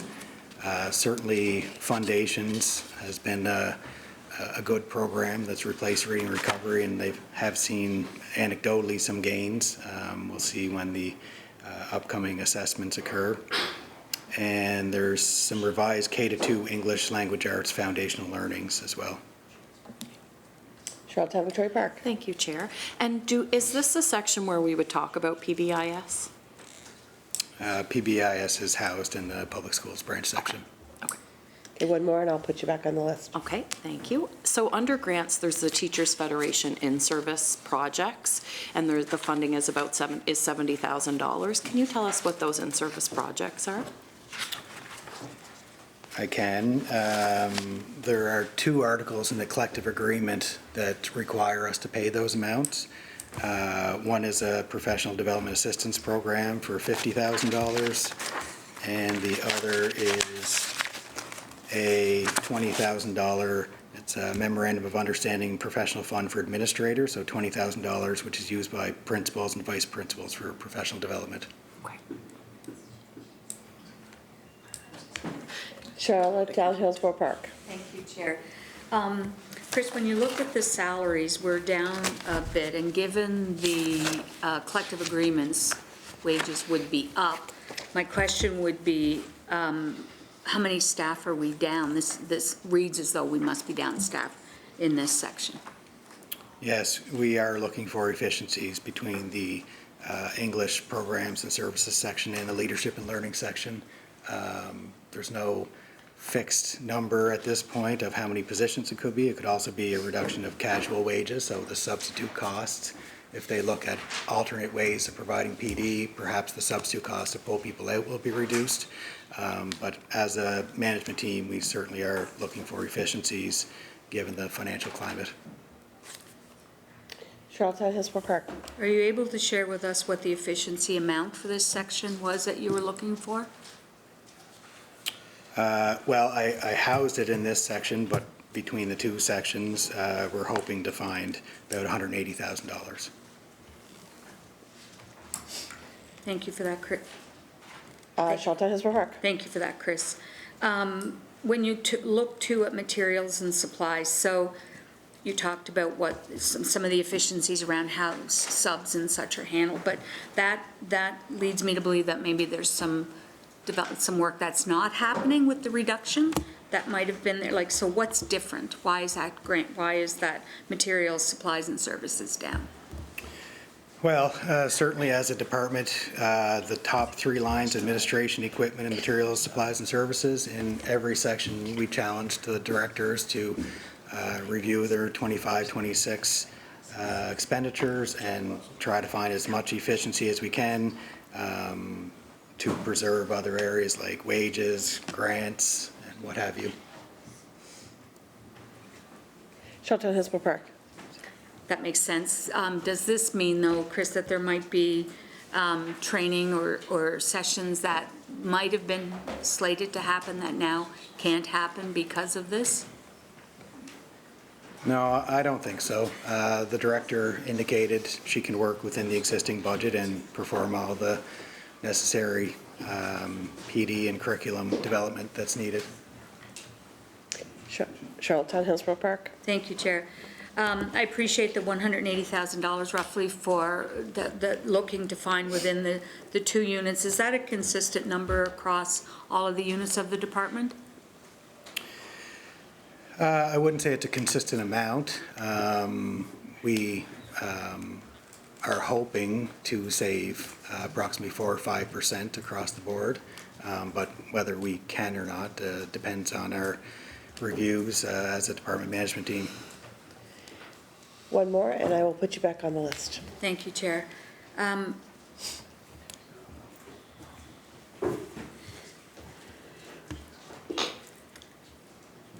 Can you provide us, when you give the list of curriculum development, can you provide us with a list too of the intended like professional development or in-servicing that could be happening, or do they go hand in hand? We can bring back a list of curriculum development and the in-service professional development that's planned. One more. Charlottetown Hillsborough Park. Thank you. And you're going to bring back, I'm pretty sure I wrote this down, but just in case, the taking a look at the play-based approach to curriculum development. Okay, I'm good. Yeah. Thank you. The director's listening, and she's I know, probably already they'll be right on that. likely No. working on it already. I would agree. Thank you. Charlottetown Victoria Park. Thank you, Chair. And I'm just under the grants, $49,000 for school goals training and school resources. Can you tell us a bit about that? Sure. Each school gets $650 towards this, and in addition to that, the schools with PBIS get an additional $350 towards school goals, which are primarily focused on social emotional learning. Okay, good for this section. Okay, Charlottetown Hillsborough Park. Do you have more questions? No, I'm good. Okay, shall the section carry? Total English programs and services, $7,939,500 shall it carry. French education programs and services, appropriations provided for the development of implementation and maintenance of all programs of study in French first language, early and late French immersion, core French, and the purchase of texts and materials. Appropriations are also provided for the cost-shared programs under the official languages in education agreement and a variety of services to schools and education authorities in relationship to the administration of French programs. Administration, $8,700. Equipment, $27,000. Materials, supplies, and services, $424,000. Salaries, $3,043,600. Travel and training, $40,000. Grants, $498,600. Total French education programs and services, $4,041,900. Questions? Charlottetown Hillsborough Park. Thank you, Chair. Chris, what percentage of this budget is covered under the agreement, federal agreement? Or does this reflect the entire provincial contribution? No, the vast majority of this division is shared with the federal government through the official languages in education. There are some components that are not. There's 4 positions that would not be eligible to be shared, and approximately, So sorry. I'd say approximately 500,000 of other things such as grants, substitutes, material supplies, and travel that are not covered, not shared. Charlottetown Hillsborough Park. Thank you for that, Chris. And so with the salary component then, up just slightly, that doesn't suggest that that's in keeping with perhaps collective agreements. Are we down positions in this division? The collective agreement increases in this division worked out to 60,000, and we have a target to save in this division of 52,000, so a net increase of 8,000. Charlottetown Hillsborough Park. Do we know what position is no longer there? Certainly 52,000 wouldn't cover a position, and I think the hope is that we can improve our delivery model and get that savings at a sub-casual. Charlottetown Hillsborough Park. Thank you. And they don't have a separate area, the same as English programs. So the curriculum development that's happening here, can you outline that for us?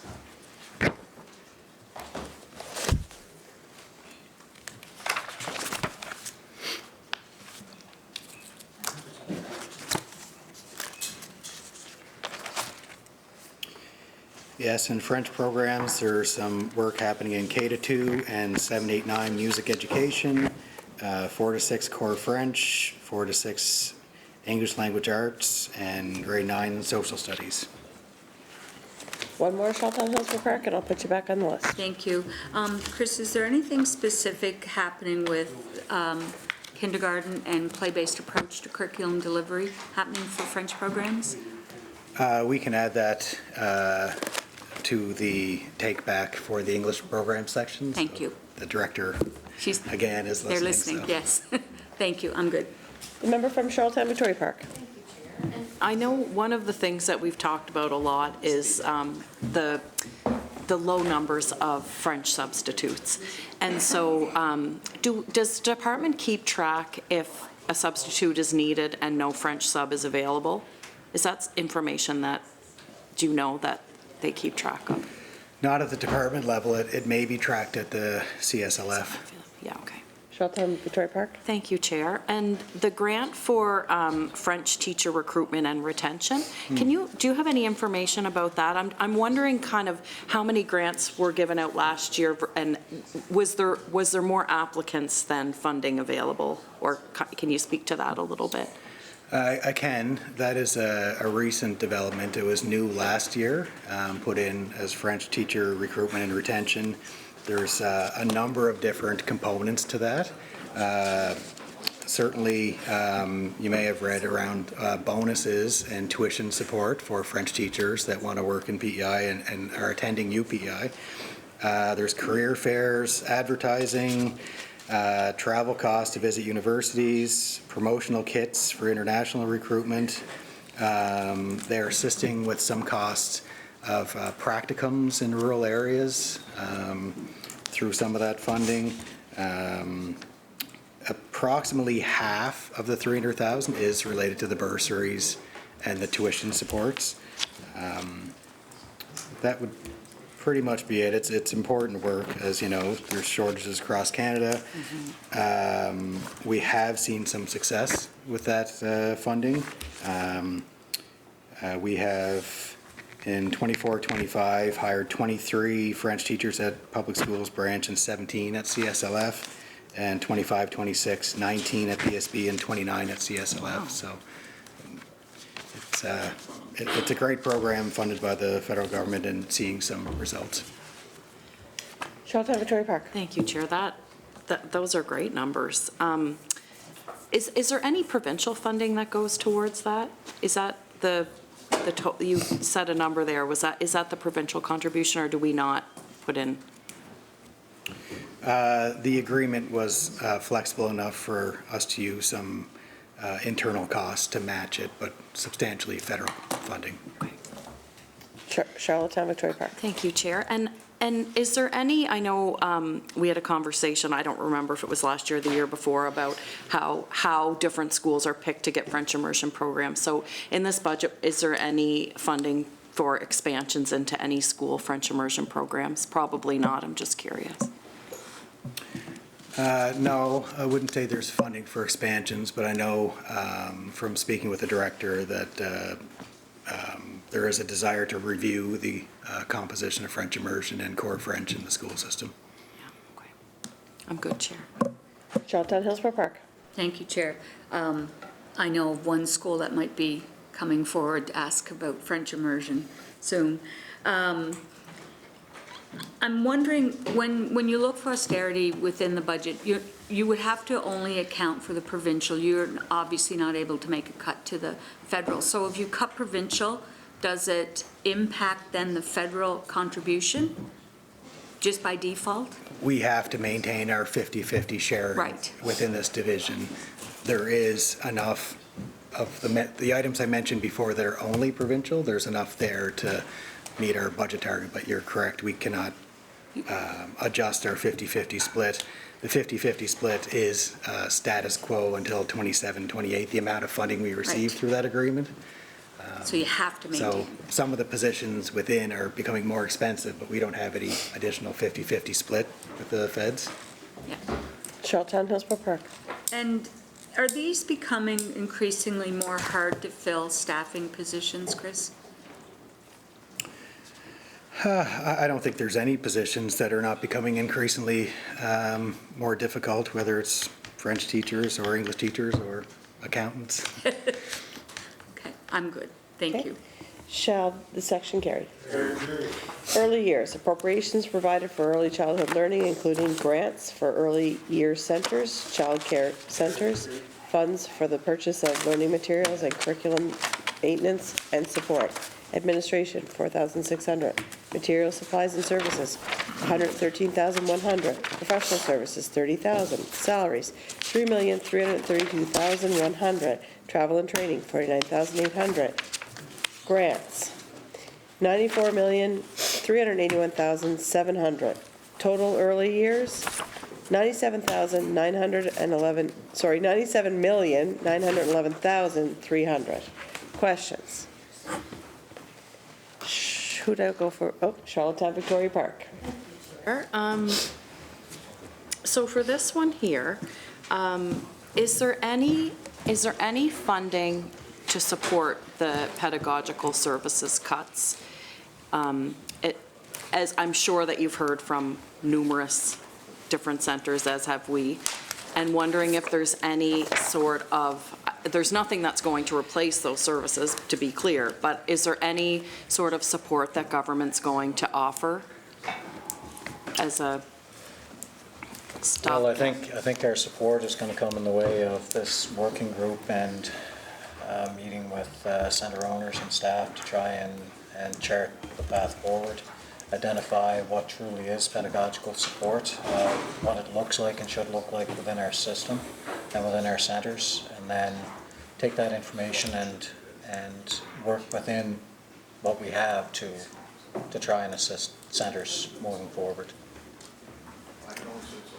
Charlottetown Victoria Park. Thank you, Chair. And I guess my response to that, not that you asked for it, but is just that, you know, when we're looking at those sorts of services, and they're hard to replace. And so I know government likes to say, and you know, we're the envy of Canada for our early years centres, but it's these sorts of cuts that make us not anymore. And so I know we've made our point to reinstate that funding, so I'm not going to belabor the point, but I think that that is a grave disservice, especially when we look at the inclusion review report for the schools that tells us we need to beef up kindergarten years. So by taking away from those earlier years, you know, we're not helping with the students who are not potty trained. We're not helping with kind of ensuring that our young children are as on equal playing field as they can be as they enter school. And that is my, probably one of my gravest concerns with education right now. And I'll just add to that, Chair, if I may, we are still far exceeding the expectations, comparatively speaking, to any other province in this country. even with the reduction in that pedagogical support, we are still going to be the gold standard in the country. Charlottetown Victoria Park. But it's not going to stay that way if you keep cutting it. That's all, that I've made my point and I will leave it there. So you can say that, but I'm not buying it. So, but we can leave it there. I hope you're right. I genuinely do hope that you're right. So do you have an update on how many children are on a wait list right now for childcare spaces? Do we have that number? Do you have that number?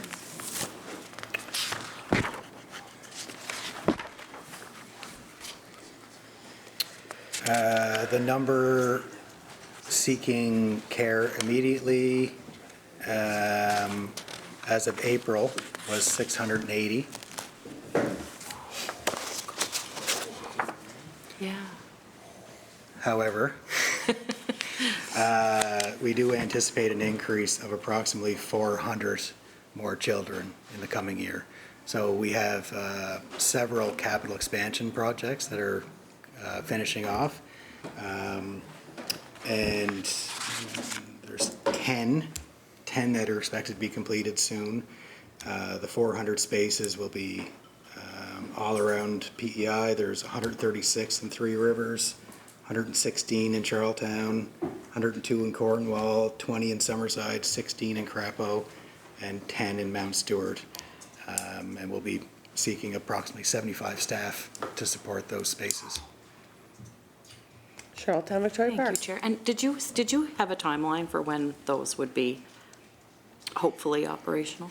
Some are sooner than others. It depends on the project and when it's finishing. Some are further along than others, and some are already moved in. I hope that we see a lot of them in our second quarter, like by the end of summer. One more Charlottetown Victoria Park, and I'll put you back on the Great, list. thank you. And I'm wondering about after-school care spaces. Will this budget get us any further ahead with that?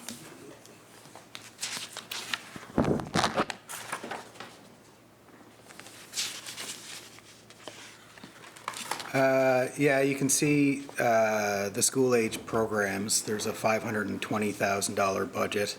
$400,000 was the forecast for the current year. We did leave the balance of $120,000 to support the growth, so we are seeing growth. So in the last 3 years, it went from 1,198 to 1,207, and then this year saw substantial growth of 1,375. Okay, Charlottetown Hillsborough Park. Thank you, Chair. Chris, when you take a look at the early years budget, what was the net number that you were looking for to recover?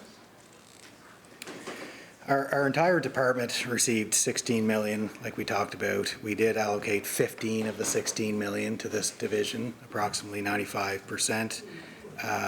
We have substantial pressures and needs in this division that we had to meet.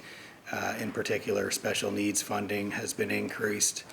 And the largest one is the operating grants to earlier centers. So we've seen an increase in enrollment of 940 children over the past 2 fiscal years, with 400 more to come. And that is a very expensive endeavor, but good news at the same time. Charlottetown Hillsborough Park. Thank you. We know that the reduction that we've seen in pedagogical support and in the training grants. So we know that. What other reductions have we seen? I respect the increases and I understand that, but what I'm trying to understand better as well is what other reductions are there? Yes, so in your tabling document, you will see there's a $70,000 line, other early childhood programs. That has been reduced. What is that? 60,000 of that was the Dès la Naissance Francisation program, and 10,000 was it varied by year what we used it for. It was just a small budget for special projects.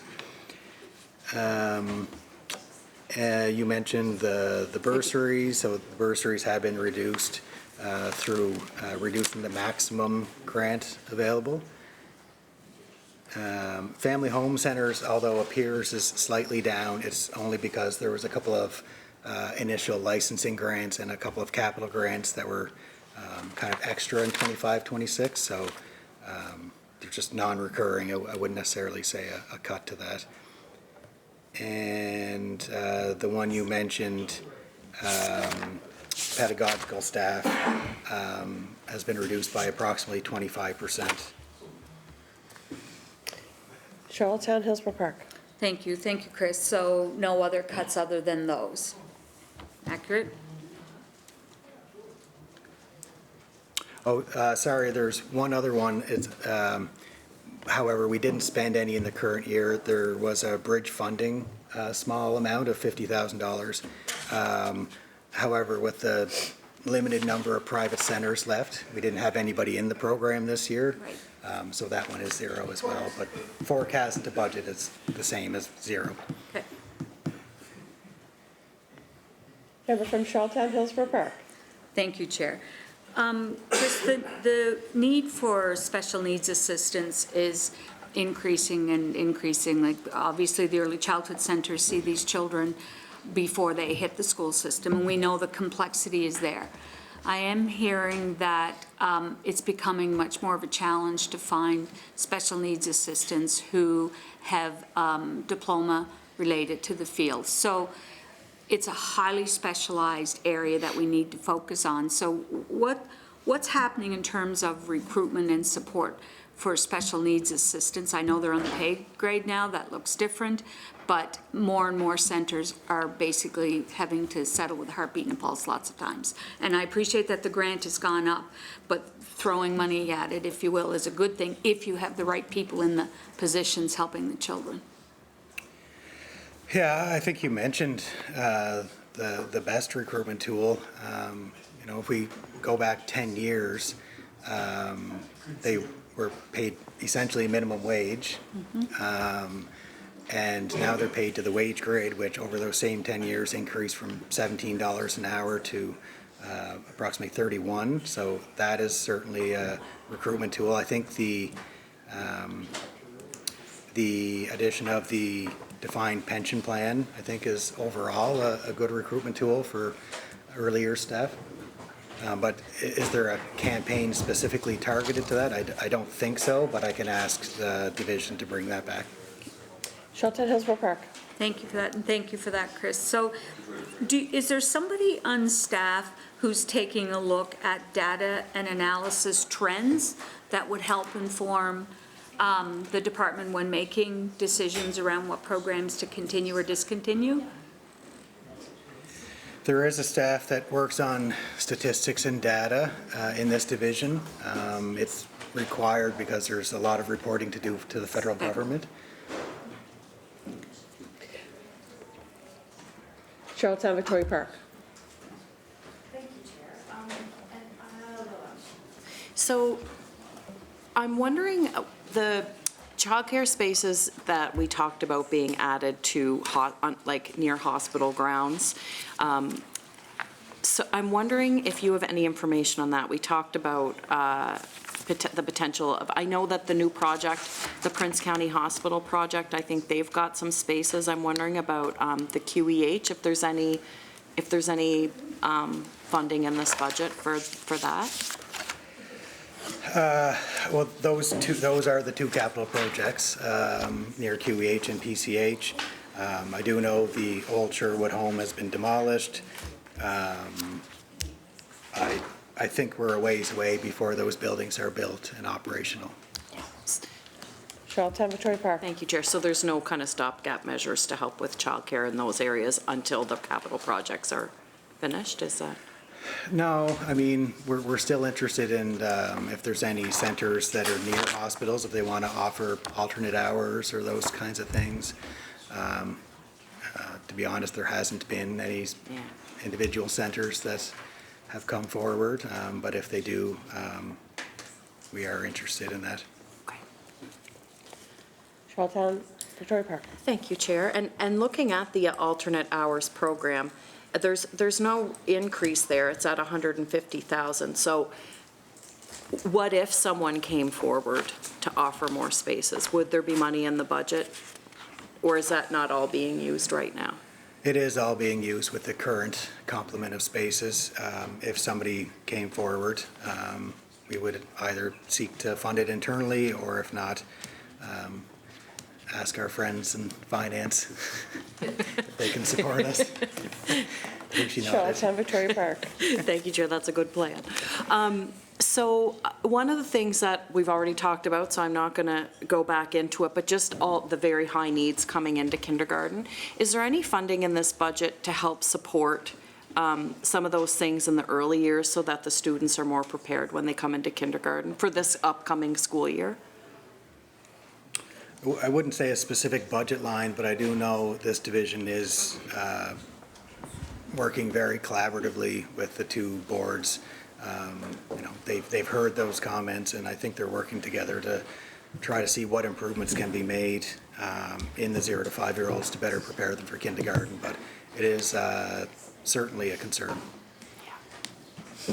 Charlottetown Victoria Park. Thank you, Chair. So the $6.7 million for early childhood education special needs, can you tell us what those funds are for specifically?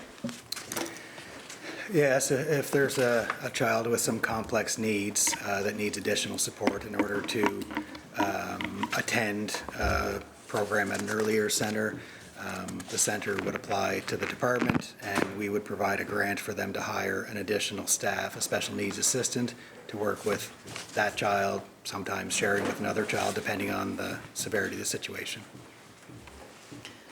One more, and I'll put you back on the list. Okay, thank you. The child care subsidy program doesn't look like it's getting an increase this year. So is that funding able to cover all the children who require that level of investment? No, certainly not. That amount that you're seeing, the $700,000, is through our federal agreement. There's $700,000 set aside for us to contribute towards social development's child care subsidy program. So that is simply our contribution. Okay. But the program as a whole is in social development seniors. Okay, thank you. Leader of the third party. Thanks, Chair. The early years center's operating and capital line shows $82,618,000. Just a quick question, why are we including capital in that line? It's a good question. Our minister asked the same question in the briefing. So I did prepare, Chair, just a little more detail on that line for you guys. Point taken, and we'll provide this detail next year as well. You have to table it first. I have to table it. Okay.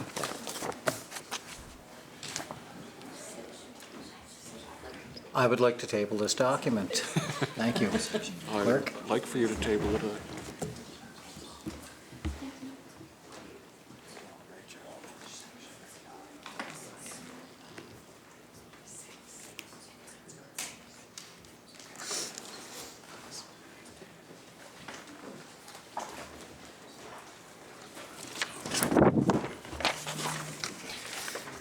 So that information is essentially the same as your tabling document. It just, the bottom 4 lines of that total the grants to earlier centers. Leader of the third party. No, thank you for doing that, because this is helpful. You say the bottom 4 years are grants to the centers, and they include the line, I guess, that shows the decrease for the pedagogical support staff, but also shows an increase in the line above for operating grants from 56 million to 72 million.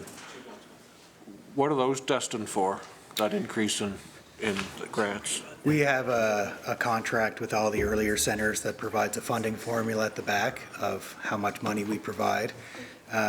So with the increase of 400 children, there's going to be approximately 75 more staff in the system that would increase our grant to the centers. And on top of that, there is a 2% increase to the wage grid in October that would be funded through there. Okay. Leader of the third party. So in the previous answer to a question from my seatmate here, there was discussion on, you indicated a number of communities with numbers attached. You mentioned Crapo with 16.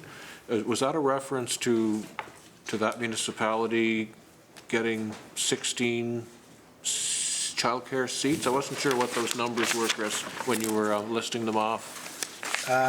No, we're not quite there yet with that project. What that would represent is Mary Poppins has purchased a new building and with larger space and can accommodate more children. So there's approximately 16 more children that'll be able to be accommodated in the new facility. Okay. So those 10 projects are either low-interest loan projects or capital expansion grants that we provided, which are where they were provided in 24, 25, and 25, 26. They're finishing, and we saw this year a substantial increase in enrollments and expect the same in the coming year, the current year. Lead the third party. So I know a couple of years ago, there was, I think, a low-interest loan program of 3% up to $1 million or something to get a center off the ground. And last year, I think it was it changed to a grant of $200,000? And correct me if I'm wrong on any of that. And I guess there is still an opportunity for low-interest loan as well, in addition to that grant. But what is in the budget going forward for the fiscal year coming? What is the intention to, or what is the intended financial support available to expansion or creation of new centers? Is it both low-interest loan and grant, or one or the other?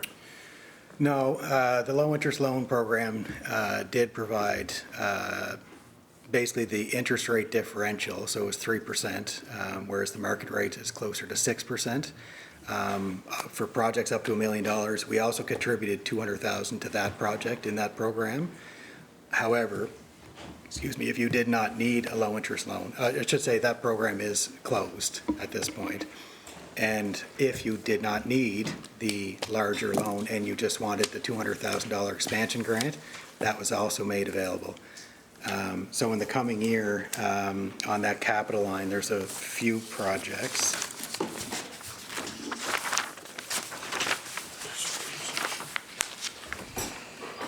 So we are now, I guess, bound to that interest rate differential each year as part of our grant. So there is about $300,000 of interest that we would pay to finance PEI. And the largest pool in that $4 million is over $2.1 million in inclusive materials and equipment grant. So that program will open up soon and will provide funding for equipment for centers for physical safety, accessibility, sensory and self-regulation, and assistive technology. So they would apply to our department, and we provide funding for them to buy those things. A lot of them are playgrounds, it seems, the applications. One more, and I'll put you back on the list. Leader of the third party. Sure. Do you have an idea, Chris, when that's opened up for applications? Well, we did run it in the previous year. I'm not certain of when it opens up for the current year, but I can bring that information back to you. Okay, thank you. Okay, member from Charlottetown Hillsborough Park. Thank you. Chris, how many private centers or non-EYCs do we have now? He knows what I mean.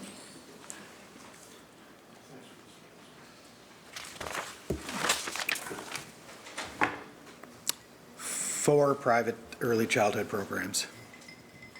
Member from Charlottetown Hillsborough Park. Does that include the one that just lost their conditional?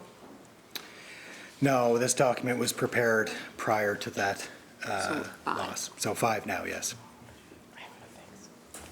Charlottetown Hillsborough Park. Thank you. So at an average of 50 spaces, if you will, per center, does the province have a target of 75%, of the wait list of the number of children, people, 80%, and then we know we've saturated how many spaces or centers we need in the province, or is the target 100%? Like in schools, everybody gets the right to go to school unless they choose not to.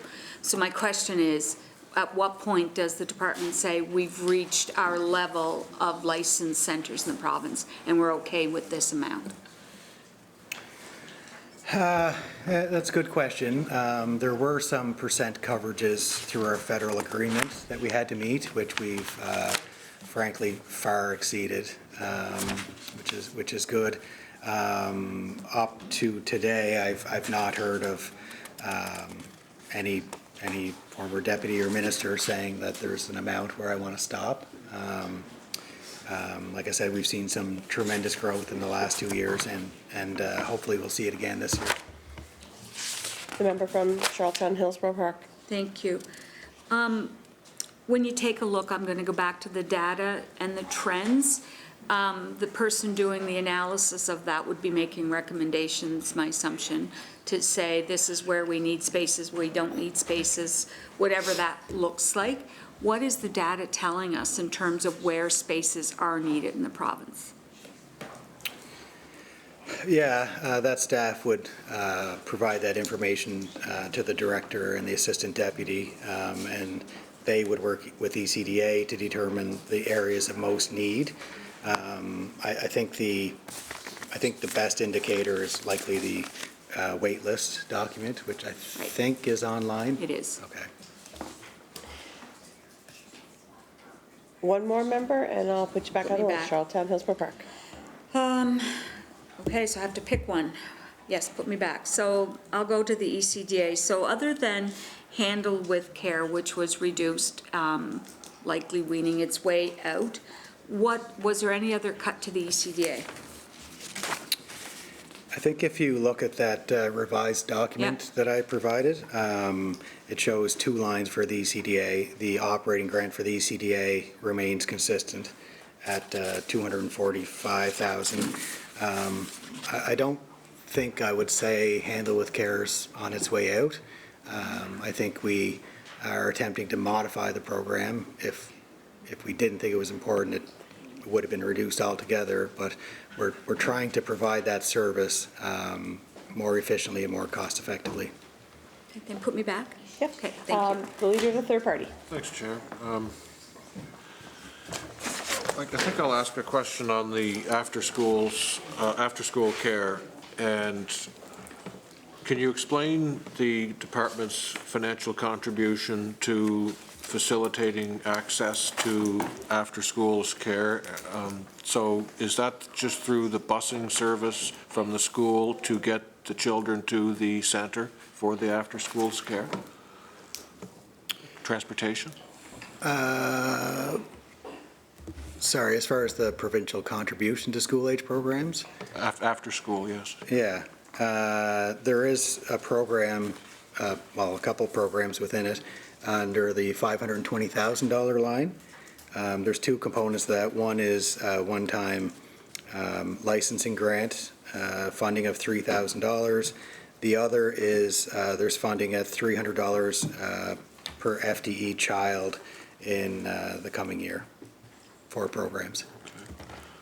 Leader of the third party. So if a school needs transportation for its children to get to after-school care, is that something that can be arranged by request to the department? Well, the public schools branch and the CSLF have their transportation system. I don't think I could say for sure that all of such requests are accommodated. I think if it makes sense, I'll use myself as an example. When my children were that age, you know, they had to, instead of taking a 5-minute bus ride home, they took a roundabout way where they transferred at Three Oaks and then took another bus to get to the center. So it was able to be managed, but certainly I couldn't say, take my child from school to whatever center I believe they need to go to. Okay. Members, we're getting a little bit loud. Leader of the third party. So I'll just conclude with this, and I'll probably send a note to the minister, just that in my district, Amherst Cove Consolidated doesn't have access to get to the child care facility in Badek, which is 10-15 minutes or less down the road. So that's a challenge to get students to that after-school program. So I guess that's the reason I was wondering if there was funding in the budget to facilitate the transportation, but I'll reach out to the minister on that. Thank you, Chair. The member from Victoria Park. Thank you, Chair. So the family home centers isn't seeing an increase this year. What kinds of things do those grants cover? Is that what you asked? Okay. No, that is a It's a new different one. Yeah, the Family Home Center funding, we have now 21 of them that are licensed family home centers in the province. And what that funding provides is kind of two parts. One, it helps make that a more desirable career as far as how much that operator can make running a program. And the other is it provides the funding for them to charge $10 per day to the parents. Charlottetown Victoria Park. Thank you, Chair. And I'm looking at the operational funding, and just after having met with a few early childhood educators and interns, I heard some concerns about nutritional requirements being met and materials and supplies for projects and stuff like that. So when government provides operational funding, is there any sort of strings attached that says, like, you know, you have to meet this level of nutritional value, or is there anything like that that goes, are there any checks and balances that go along with that? Yes, absolutely. The agreement with early childhood centers is very robust and has many different requirements, and that nutrition comment is pretty concerning. So if somebody's in that boat, they should reach out to the department. Okay. Charlottetown Victoria Park. Okay, that's tricky, just, anyway, yes, thank you for that. And I'm relieved to hear that, because they showed me pictures of some of the food, and it was, Yeah, we anyway. have inspectors in this division that could go and check into that. Okay, I appreciate that. I am good for this section. Member from Charlottetown Hillsborough Park. Thank you, and I'll just help out with that one a little bit. The inspectors would go in, they can take that in, the board will have a look at it, but menus are reviewed. It's the application of the menu that gets confusing sometimes.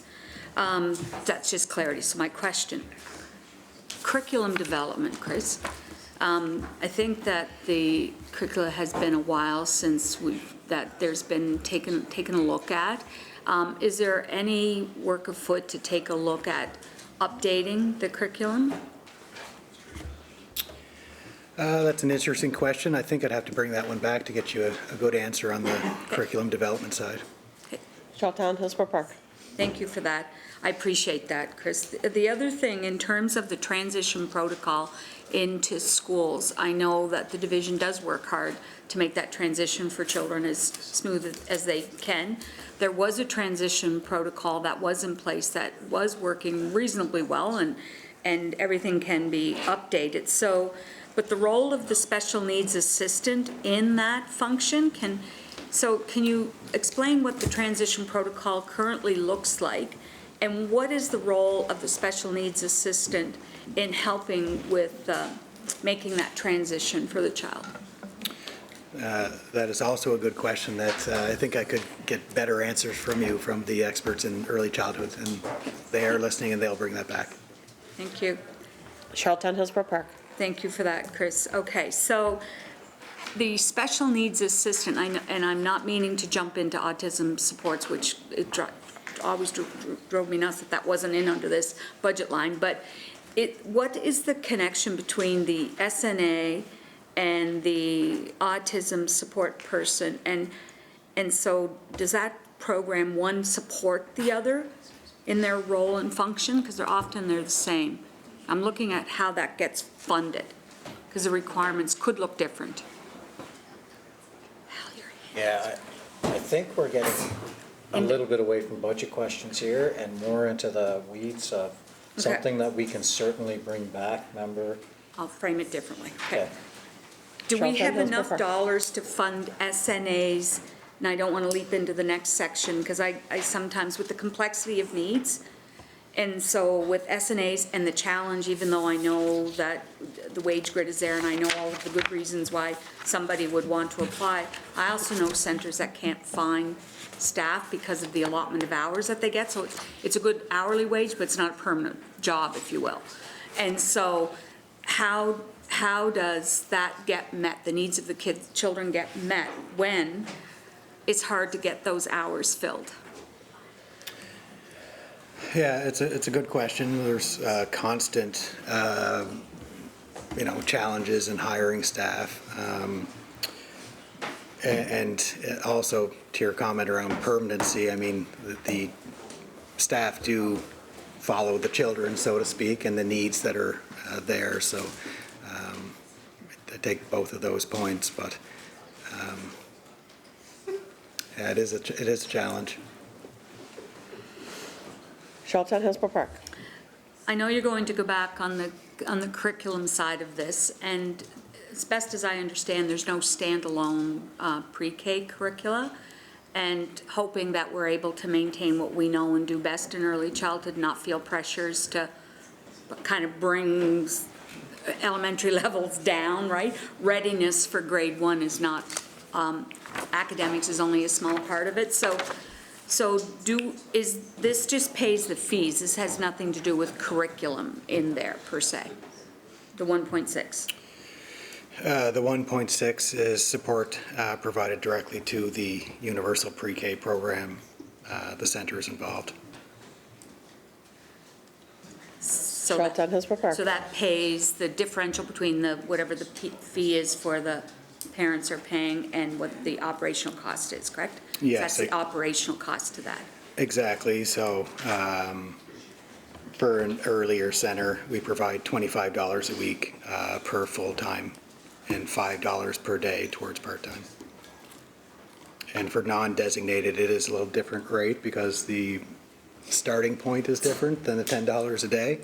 It's $70 a week for full-time and $14 a day for part-time. Charlottetown Hillsborough Park. Do you have a breakdown of how many standalone pre-Ks there are, Chris? No, I have 87 centers operating pre-K programs. I don't have the breakdown of incorporated into a center versus standalone. Charlottetown Hillsborough Park. All of the EYCs would have pre-K, I'm assuming, so it would just be the difference. So most of our centers are EYCs now, right? Yeah, there's 84, now 83 centers. Charlottetown Hillsborough Park. Thank you. One of the challenges in the earlier centers still continues to be finding qualified staff and the retention of that staff. And I know that through immigration, there was a growth there.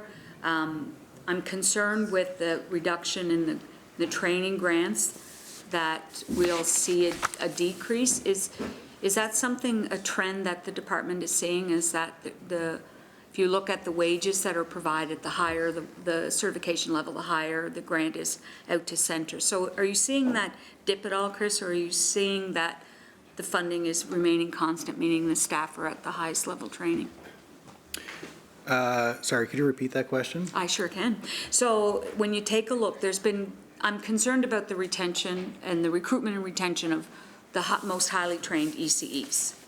And so with the reduction in that grant, that training grant to move people from their level 1 up, there will be people who will stay at that lower level, can't afford the difference, can't make whatever their reason is for that. I know that the grant to the centers is directly linked to the level of certification of the staff. Are you finding that staff are able to maintain, or not staff, the centers, excuse me, are able to maintain the highest level of certification? Because the highest level of certification, the better the service to the children. Or are you seeing that drop? I don't have that statistic with us, but I would say that the Holland College Accelerated Program, like there's several different tools that have helped grow the sector. The Holland College Accelerated Program being one of them, some bursaries being another one. The Steps to Success, which is through another department, has been a very successful program. So it's all those in conjunction that have allowed us to increase like I said, the enrollment by 940 over 2 years, and increase in program staff of almost 150 over that same time period. So they have been able to grow the sector, which is great to see with all the different programs. So you're not seeing, I'm sorry. Hillsborough Park? So you're not seeing a drop in the level 3s down, is what I'm getting at. Again, I would have to bring back statistics on, what levels are present in the system if they have that under their data. And we'll try to, I think our questions are supposed to try to get specifically to the budget at task. I feel like maybe might be a little bit out of his scope to comment on that, but just be mindful. Charlottetown Hillsborough Park. Thank you. Thank you, Chair. I was trying to get it to that. So, because I look at the grants and I know how they're broken down. So I'm trying to understand, does that mean we have fewer staff at the highest level of education? But if staff will bring that back, Chris, that would be great. I'm wondering about special needs assistants, and so in the role that they have, and we've talked about that. And the minister, we're doing a review of EAs in the public system. Is there a similar review to look at efficiencies with the role and function of a special needs assistant? I don't think currently that that's something that's on our radar. Certainly something that could be. Well, they're looking at that multi-tiered Yeah. support system in the coming year, and I wouldn't say, I don't know if they use the term efficiency, but that they hope to provide better service For the children. for the children within the budget, yeah. I'm good. Thank you, Chris. Okay. Shall the section carry? Carry. Autism Services, appropriations provided for supporting early years autism intervention services. Administration, $8,300. Materials, supplies, and services, $16,600. Salaries, $1,381,000. Travel and training, $33,000. Grants, $1,948,000. Total autism services, $3,386,900. Questions? Charlottetown Hillsborough Park. Thank you, Chair. When you take a look at the full-time equivalency staff, there are 11 staff. That's for the early years autism person themselves, right? The consultant themselves? There are 14 total FTEs in this division. Charlottetown Hillsborough Park. Thank you. Chris, with the increase of the prevalence of children being identified as being on the spectrum, what's the wait list like? Are we able to meet the needs of the children? The numbers of children, I should say. Yeah, that's a good question. You will see the grants have increased by $215,000 in response to those challenges. As of April 21st, sorry, it is a little dated since I got this number, there were 7 children on the wait list for IBI, which they hoped, as the new school year starts, they hope they can get those off the wait list in the next 6 months. Charlottetown Hillsborough Park. Thank you. Thank you for that, Chris. The IKS program, so are the staff in the early years division, how far into the kindergarten year are they following? Because I'm looking at it from a financial perspective, getting those other 7 children or 10 or however it grows to off the wait list. So how far into the kindergarten year are these staff following school-age children? I'm not sure if there's a certain amount of time that they follow them, but I think it is an important role as far as like you talked about before, transitioning from this program into schools. So there's no intent to remove that program, if that's the question, to meet these 7 children. Charlottetown Hillsborough Park. I understand that. Then my question would become those 7 children, often those children, I don't know the ages, but very often they're maybe a year or 2 before school. So it's pretty critical that that early intervention happens as quick as it can. So Minister, is there any work afoot to take a look at increasing the complement of the staff who would be required to meet the needs of those children?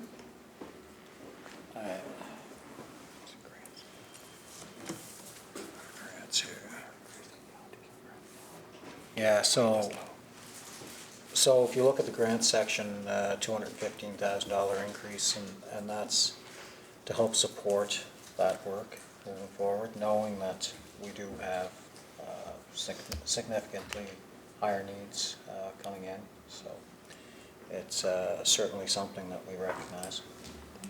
Charlottetown Hillsborough Park, I'll give you one more, and then I'll put you back on the list. Thank you.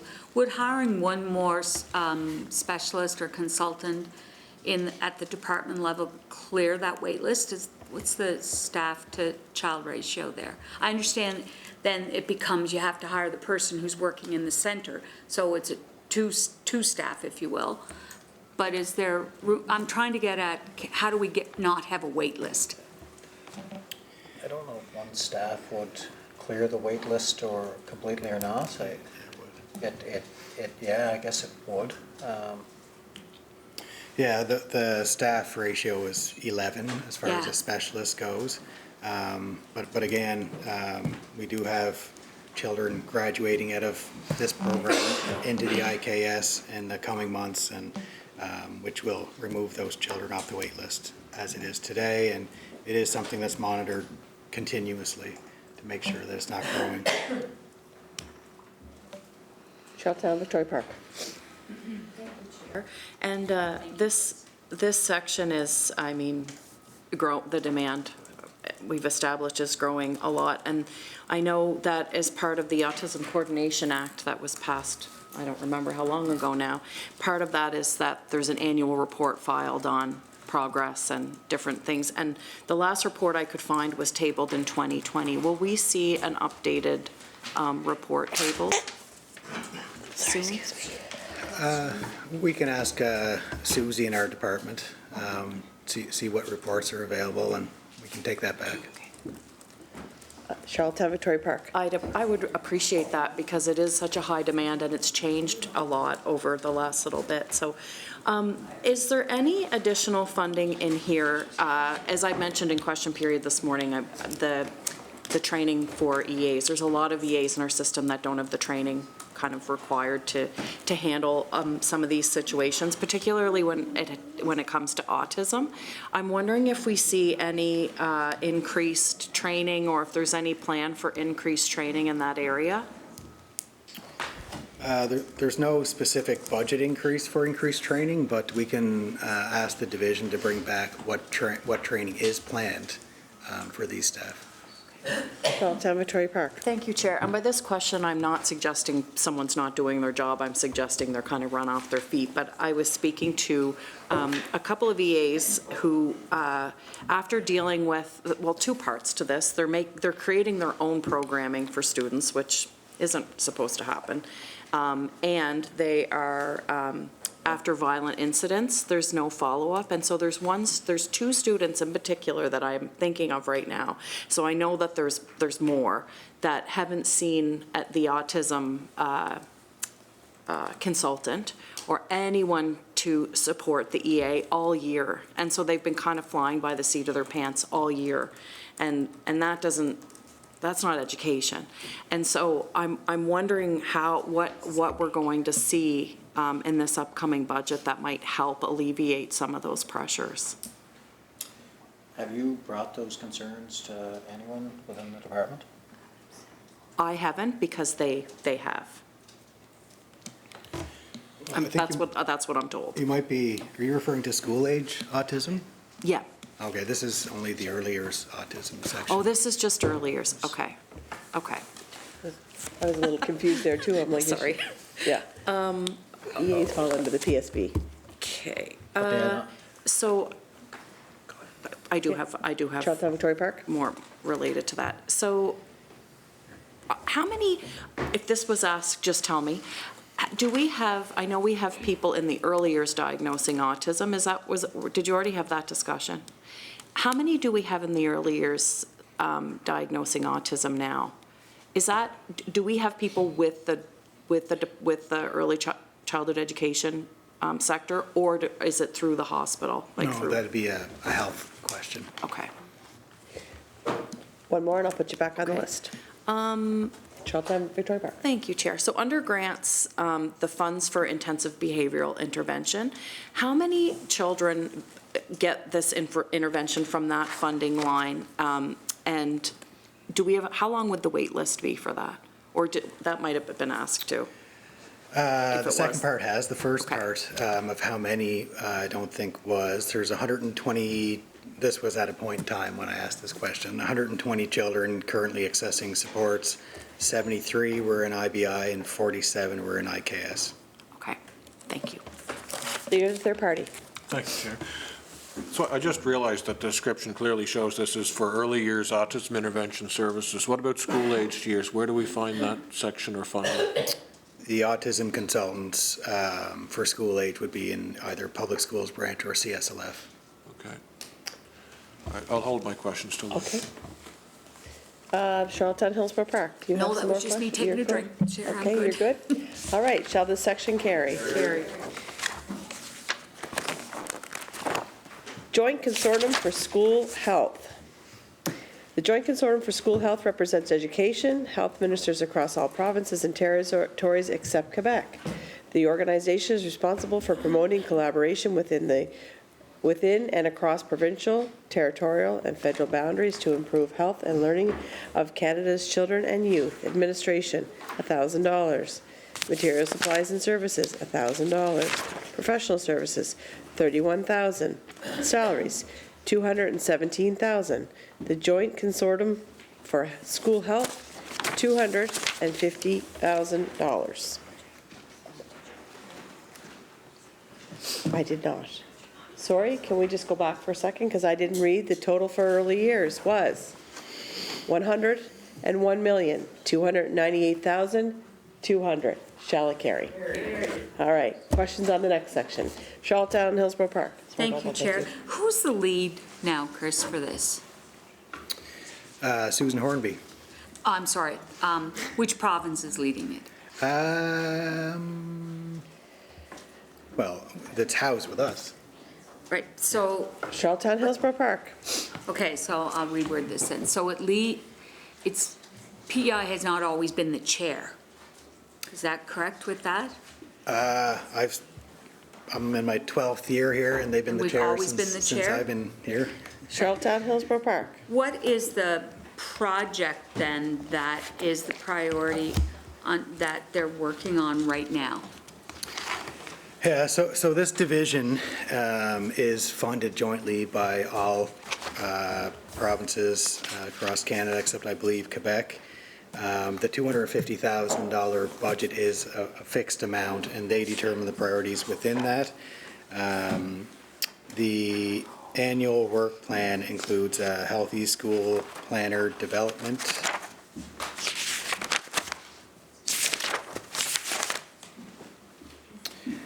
As well as a school well-being toolkit and a youth engagement toolkit. Charlottetown, Hillsborough Park. Is that youth engagement new? The toolkit was first developed in 2013 and has been updated a few times since that time. Charlottetown, Hillsborough Park. Thank you, Chair. Is there in-servicing to either one of those tools in the school system? And if so, do they do this, or does that fall back on one of the other divisions? Well, this work, like I said, is pan-Canadian. It's a resource that is shared, and then the product is available to all the provinces.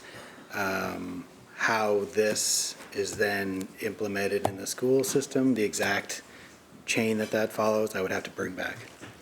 I'm good. Thanks, Chris. Shall it carry? Provincial libraries. Oh, this one. Provincial libraries.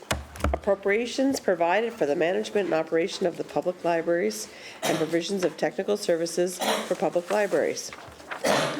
The Public Library Service operates public librarians and libraries in 25 locations across the province, with administrative headquarters located in Morel. The facility includes 3 French language libraries and French language collections in selected libraries. Administration, $43,300. Equipment, $2,700. Materials, supplies, and services, $382,100. Salaries, $3,410,700. Travel and training, $30,600. Grants, $6,500. Total public library services, $3,875,900. Questions? Charlottetown Victoria Park. Chair, I just have one question for this section, and I think that our libraries in this province do incredible work, incredible. And I'm wondering if there's any new initiatives that government's funding this year for libraries. Not saying they need more, but. Yeah, I wouldn't say anything specific. I think what we're seeing more and more is the more use of ebooks. So last year, I think, we did add to the collection of what's available as far as ebooks go. I think the Library of Things is always being added to, and I don't know specifically what they have planned for this year, but it never ceases to surprise me, the things that we're now lending out at libraries. Yeah, me neither. I think it's fantastic. Thank you. Okay, shall the section carry? Carried.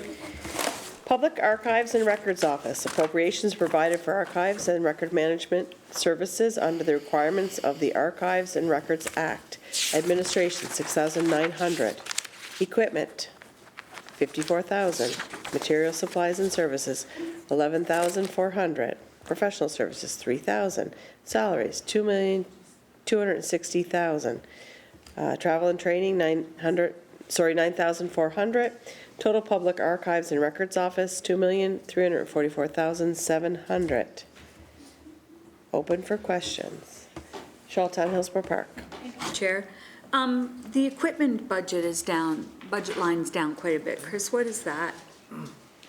So in the budget, we had budgeted for the electronic database records management system software of about $240,000, and through its pilot and through feedback from other clients, I guess, if you will, it was determined that there was some negative feedback, negative references, so we've stepped away from that software, and we're currently looking at different software that might be better for the province.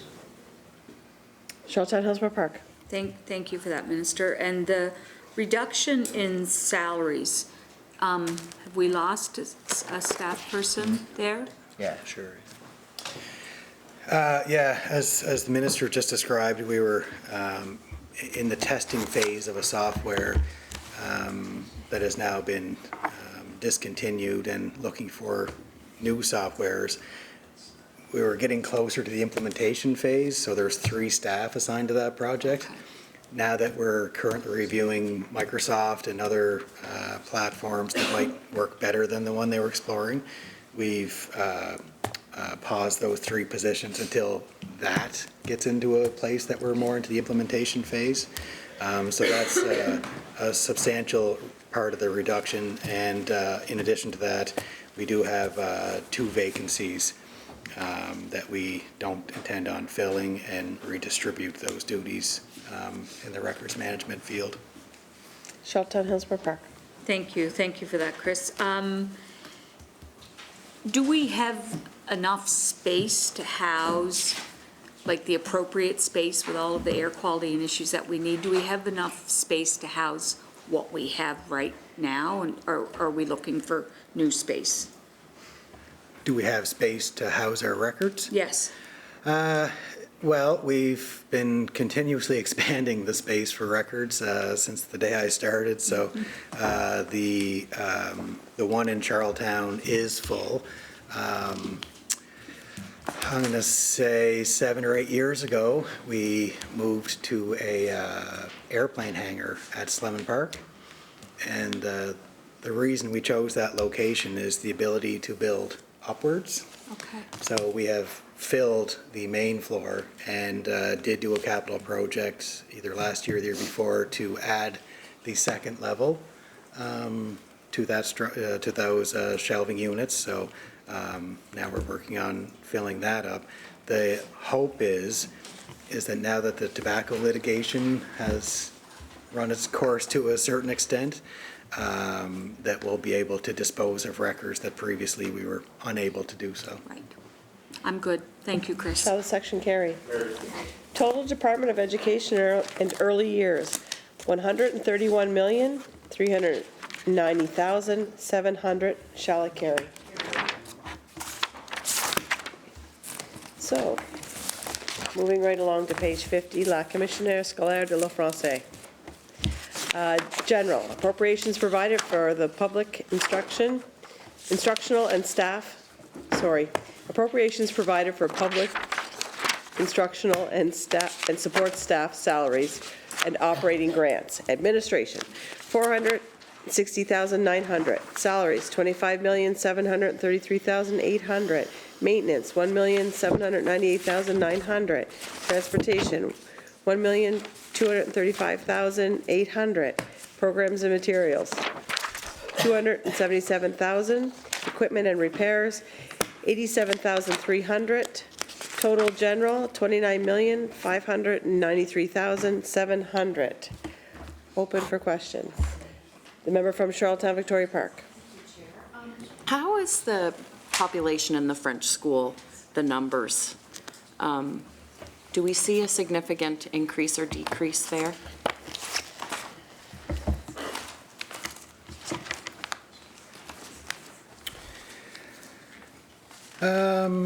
So for the past 5 years, we went from 1,160, 1,211 to 23-24 was 1,259, and it has essentially plateaued since then. In 24-25 is 1,256, so down 3 students.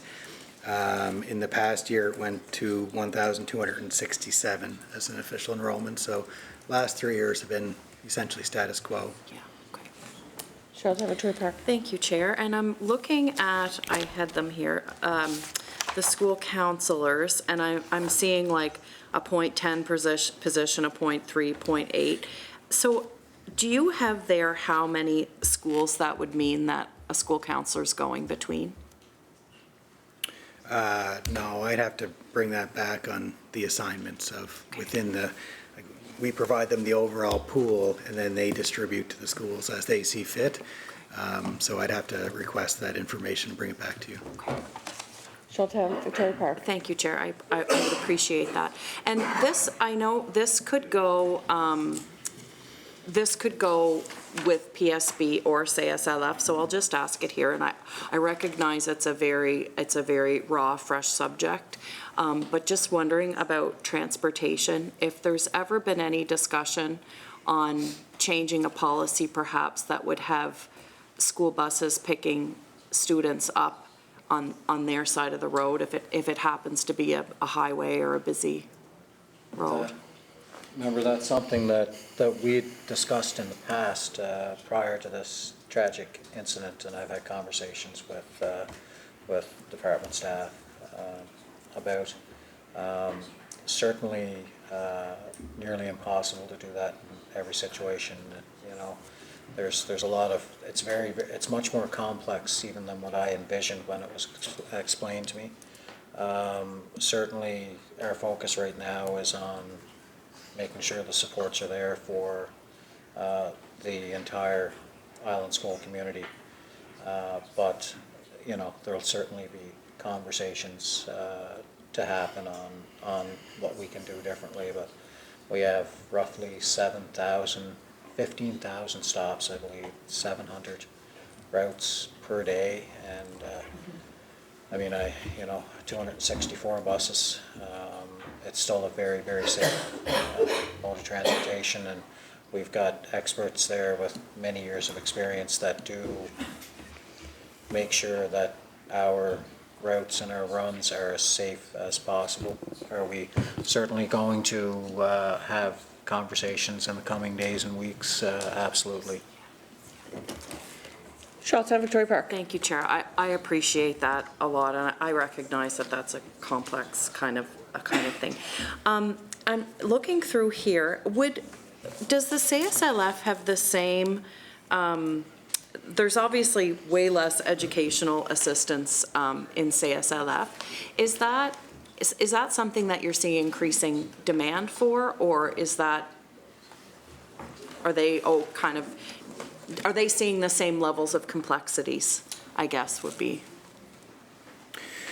Yeah, in a smaller scale, but yes, they're seeing the same as the public schools branch is, it's becoming more and more challenging on that front.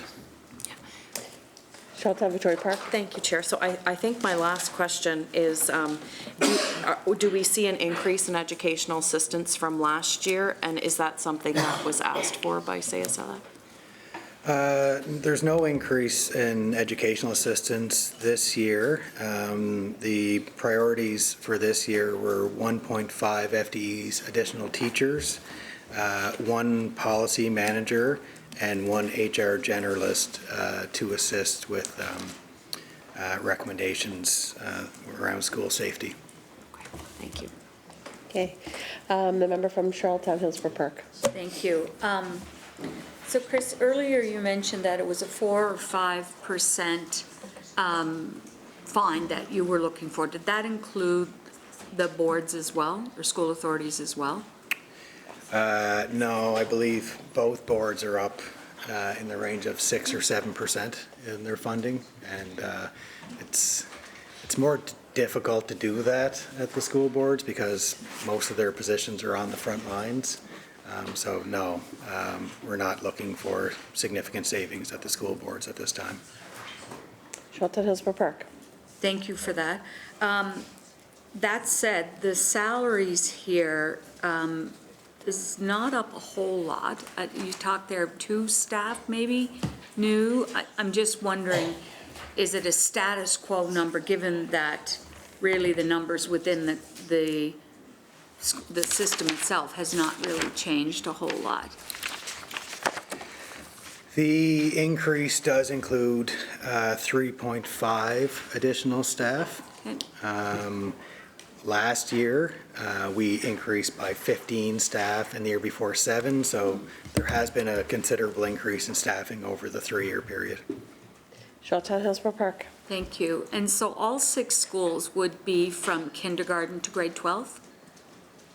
No, I believe the one in Rustico is K to 6. Charlottetown Hillsborough Park. This is a capital question, or it's a program question. So is the plan then to just continue to move the children along, or does it end at grade 6? Sorry, yeah, in Rustico? Yeah.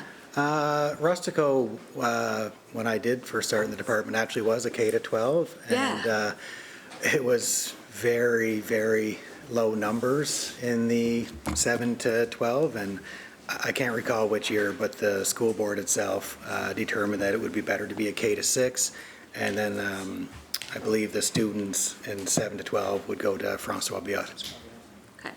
Charlottetown Hillsborough Park. So the program and material budget has stayed the same the last couple of years. So does that mean that it's sort of not repair, but replacement of material, buy new books, that sort of thing? But that doesn't read to me like there's been growth in resources to the board?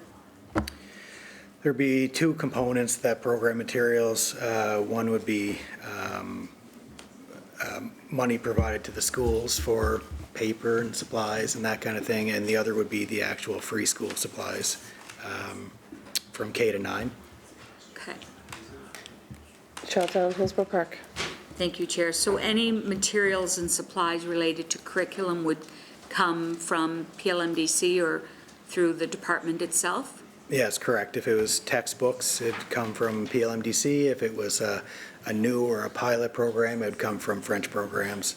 And they do in French programs and English programs some pilots through the years around interesting and innovative ideas to see how they would work. But no, these are school-based supplies. Charlottetown Hillsborough Park. Thank you for that, Chris. So, based on the asks that the French Language School Board asked of you through the budget process, would they have received what they asked for? It's approximately a 4-month process, going back and forth and understanding priorities and fiscal realities.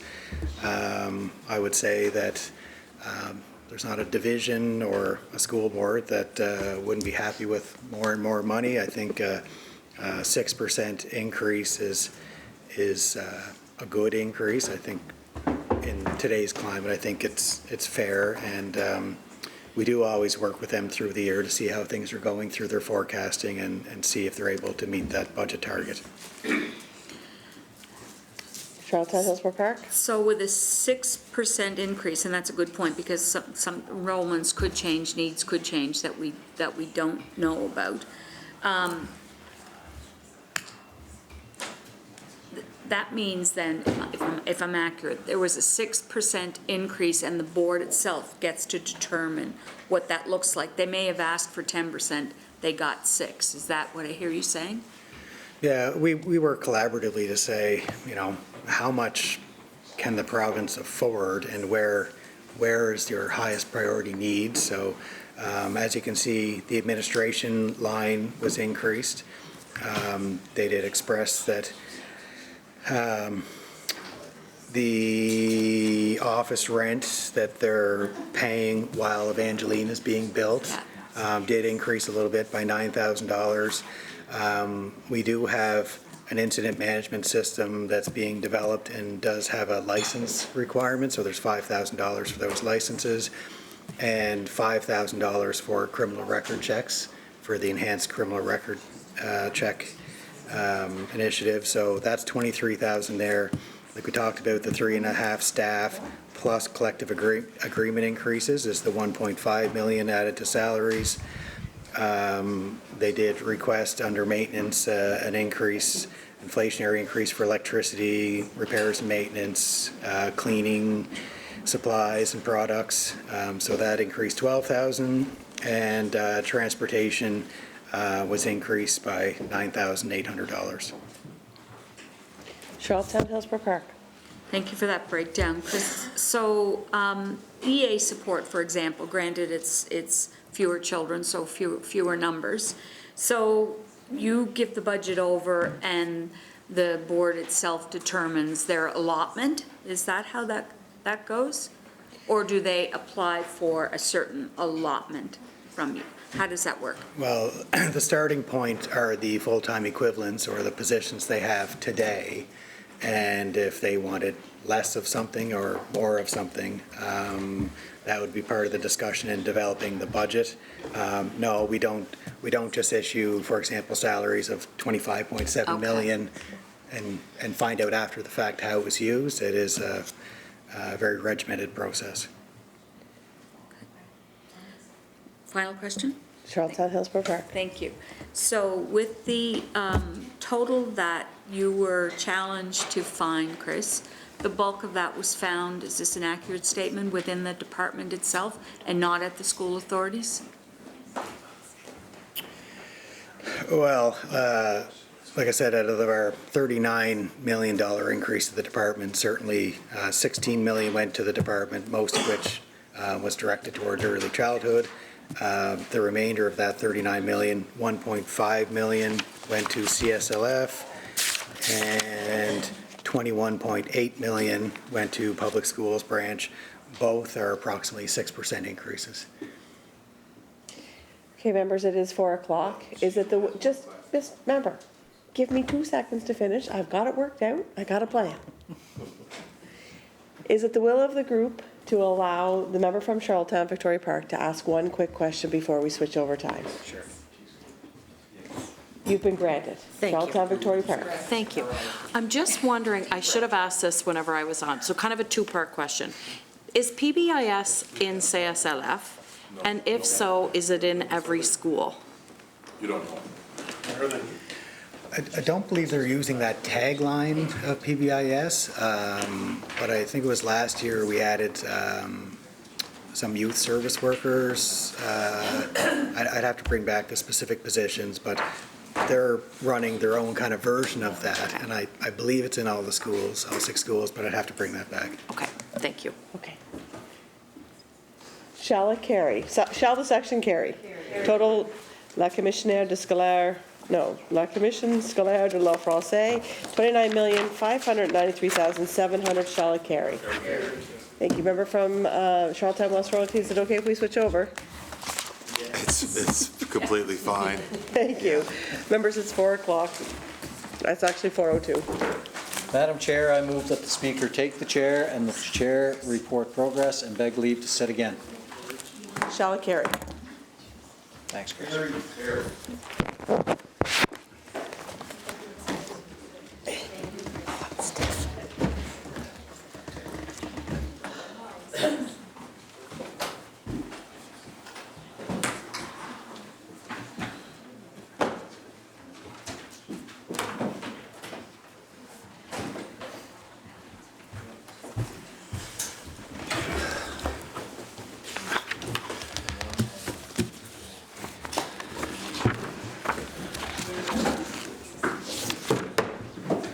Deputy Speaker. Oh, thank you, Chair. Mr. Speaker, as Chair of the Committee of the Whole House, having under consideration the grant of supply to His Majesty, I beg leave to report that the committee has made some progress and begs leave to sit again. I move that the report of the committee be adopted. Shall it carry?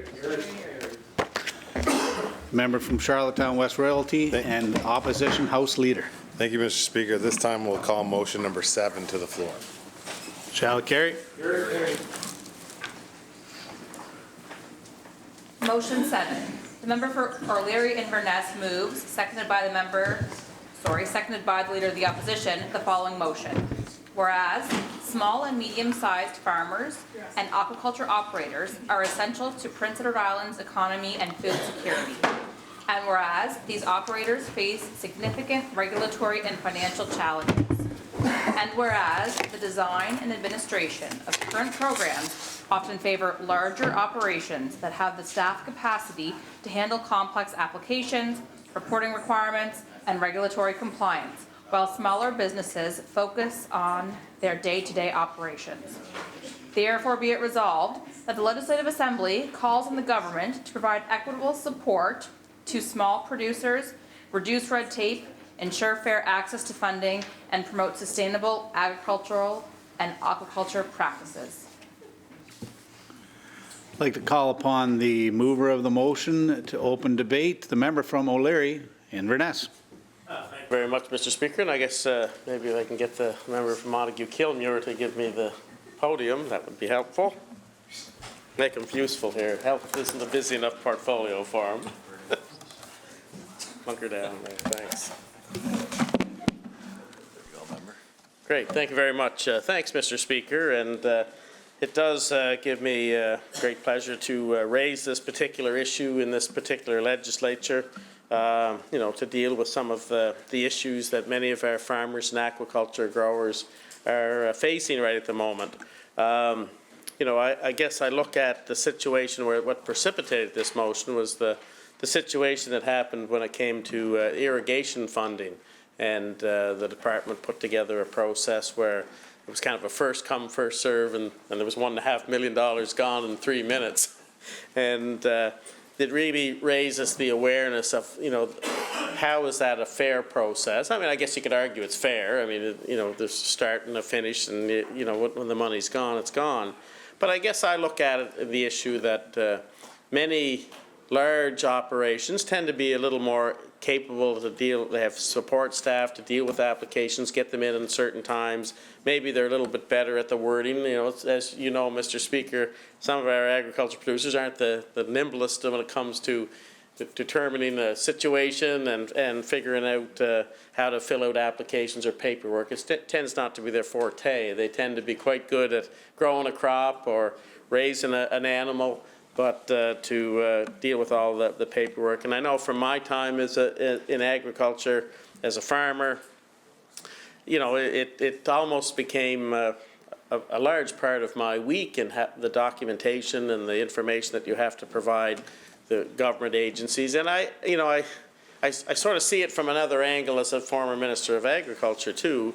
I understand the importance of traceability, food safety. Those are all paramount to making sure that we provide good products to the consumer.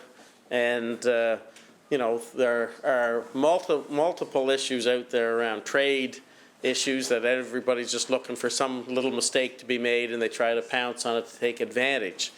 But when it comes to trying to allocate resources to agriculture, I'm always a big advocate. And I look at the Minister of Finance. I'm sure agriculture is important to her, as it is to this province. It's our #1 industry. It usually pays back in many ways in wages, payroll, taxes. The circulating of money is phenomenal in the farm community. If you want to see money circulate fast, give it to a farmer. They're going to spend it, whether it's farm machinery dealers or fertilizer plants and labor and wages. The list goes on.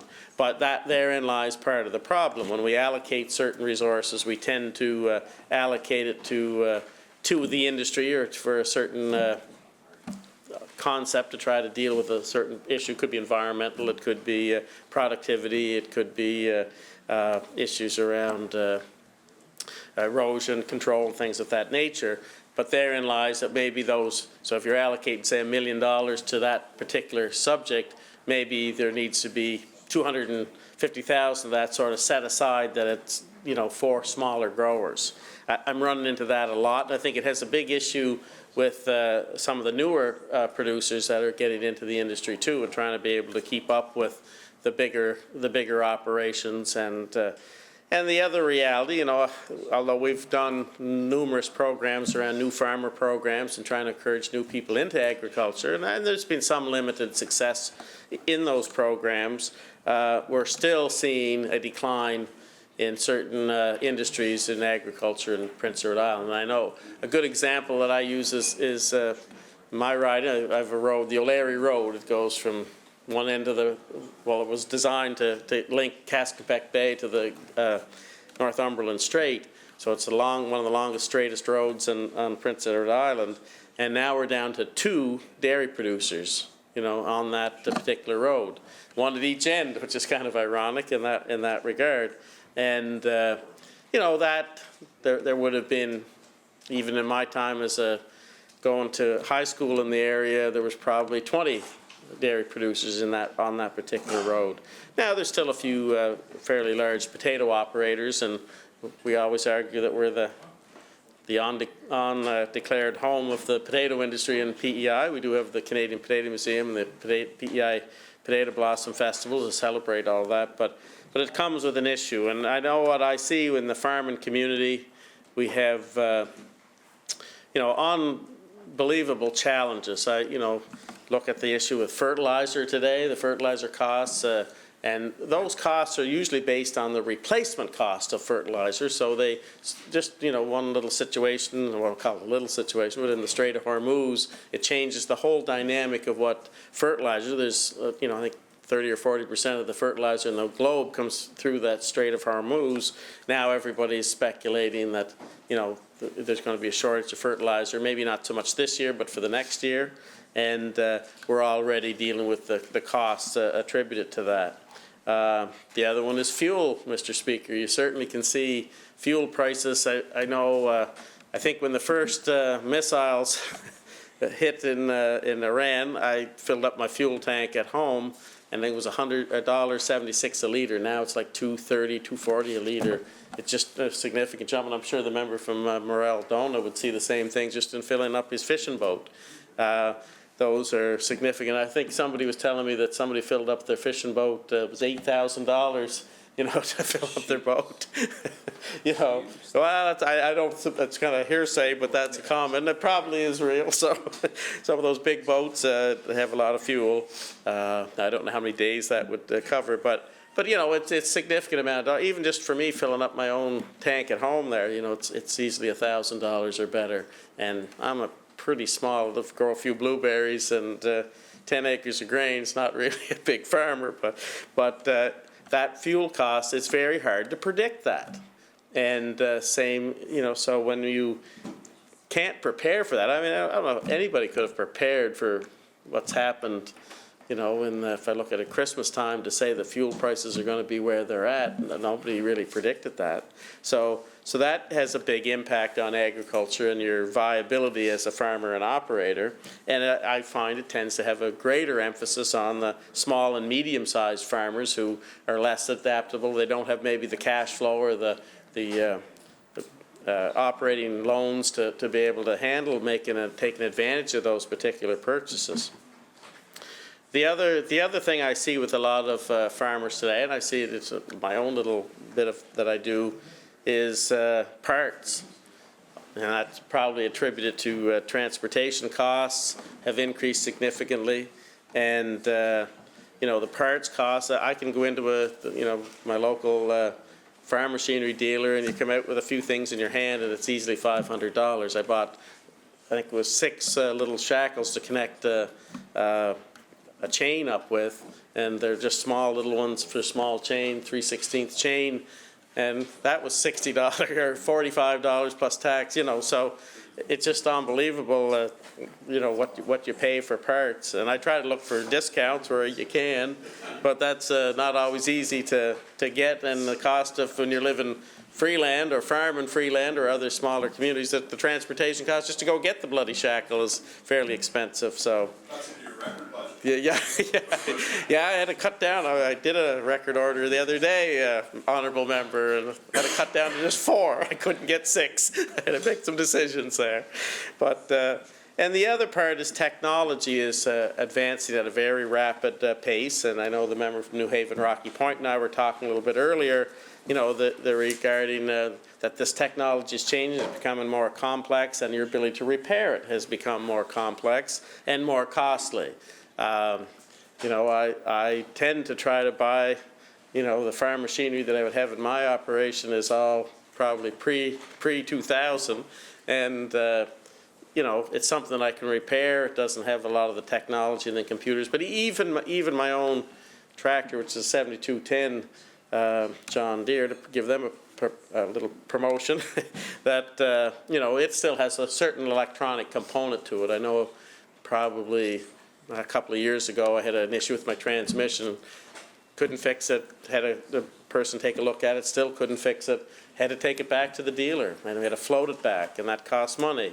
And you know, they were able to put it on the computer and get it straightened out, but couldn't do that for my operation, and I couldn't figure it out. So that's what you're seeing with the complexity. And once again, small and medium-sized farmers just don't have the ability to purchase the technology to deal with that. So they have older equipment, and they try to make that work as best they can.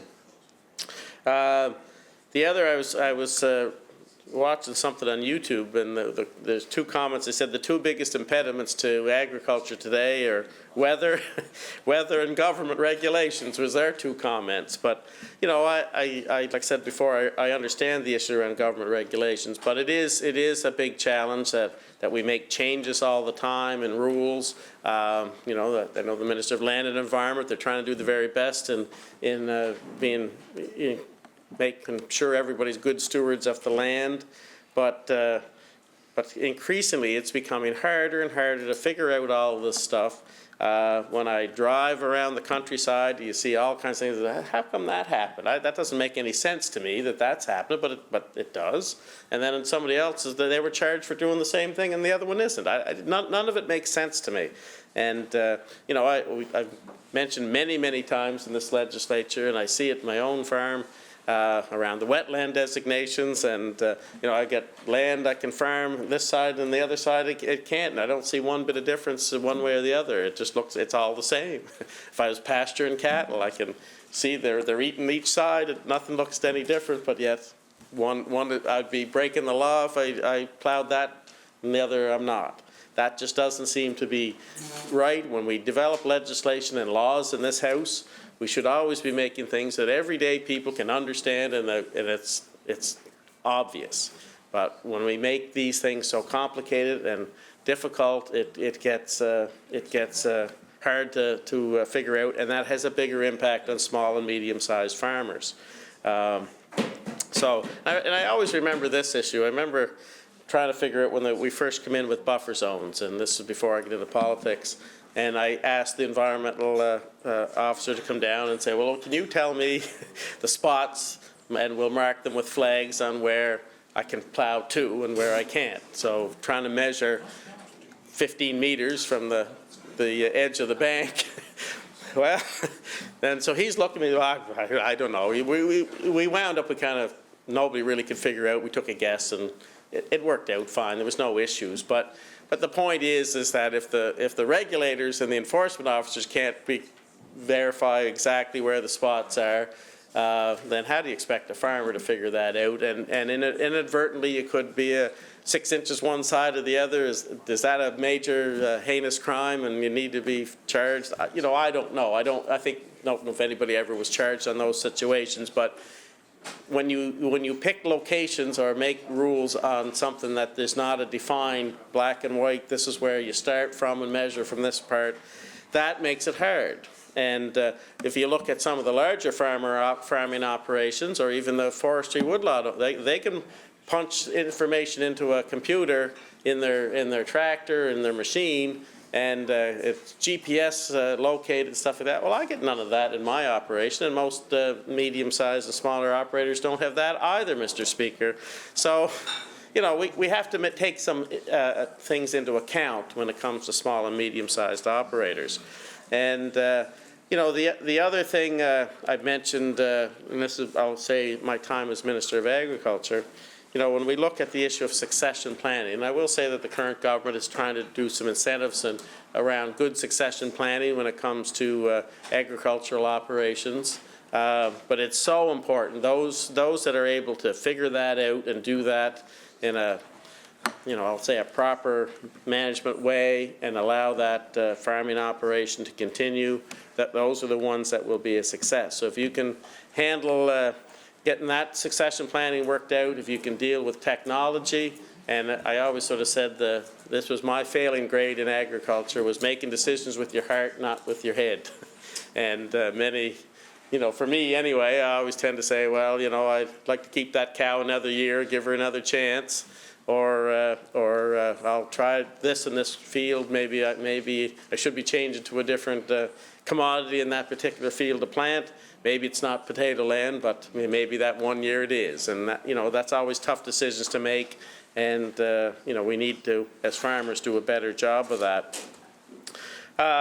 When it comes to the eligibility of programs, like I said before, you know, we really need to see better clarity and better planning when it comes to how we develop these particular programs, so we can allow small and medium-sized farmers to have a chance at that. Like I said before, you know, when we did the first come, first serve, I would say that didn't maybe work out as well as it should have, probably.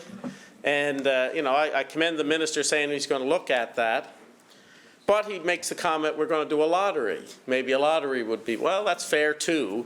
But I think we need to get back to making sure we're basing our applications on merit, on where the need is. And I know that comes with a little bit of bureaucracy in trying to figure that out, but you know, we need fairness, and we don't want to see all our programs go to one region of the province. We don't want to see it go to bigger producers. We don't want to see it go to one particular commodity. Maybe it's all the dairy industry that gets funding, or all the potato industry. I think there needs to be something when it comes to applications, that there is some sense of merit. And we've got some great extension workers in this province in agriculture. You know, I think they can certainly help, and I'm sure a department, any department, if we're focusing on agriculture here today, that they could put together some sort of a committee that 3 people or something to take a look at these applications. You can set a deadline, announce a program. Like, to announce a program and have the money gone in 3 minutes, it just seems like a complete inequity and fairness to all farmers in Prince Edward Island. And I had a number of calls from farmers calling me back. You know, thanks for bringing it up, but you know, we didn't get any money. We already started. We had prepared. We even purchased or had an order in for pipe and that's the type of stuff. Well, that doesn't seem fair to deal with that. So to spend, like I say, 3 minutes, spend $1.5 million, and you have no idea where it goes. Now, the minister makes the comment that, I think it was done fairly well and fair across the province, but I don't know that. Do you know that? No, I mean, we haven't seen who got the applications, we get the money. They were just taking his word for it. And like I say, did all the smaller producers get a fair crack at any of that stuff? And I've had other farmers mention that to me many times, that they're saying, this doesn't seem to be much out there for me, member, to get the funding that they would require to at least keep them as viable as they possibly can. I did want to take a little bit of an opportunity to mention some of the farmers in my riding. I mentioned the 2 dairy farmers, and I know the Minister of Fisheries and Tourism would know some of these people quite well, but we got a new producer, Daniel McWilliams. He's taken over the farm out there at the West Cape, and real young guy. Wishing him all the best, and he's got a new young son just recently, and it looks like that farm, I think that's maybe the 4th generation taking over that particular farm. And I certainly commend him. And the other dairy farmer on the other side is Ewan Stetson at the O'Leary end of the O'Leary Road. And he's been a smaller dairy producer for some time. Him and his wife and son run that operation. And he has an electrical business to kind of coincide with the two, and it seems to work out. Another farmer I've got in the Bray that's fairly new in the industry, but his farm has been around for quite a while, is Justin Rogers. And Justin Picturesque Farms, and he's now recently got in the dairy industry. I remember the Minister of Agriculture and I went and toured his farm, and he's got a grain operation there, and now he's recently got into the potatoes and growing some seed potatoes for producers in the area. But Justin's a hard worker. He employs a number of people in the area, and it's good to see those farms have a good succession plan and see new people continue on in that.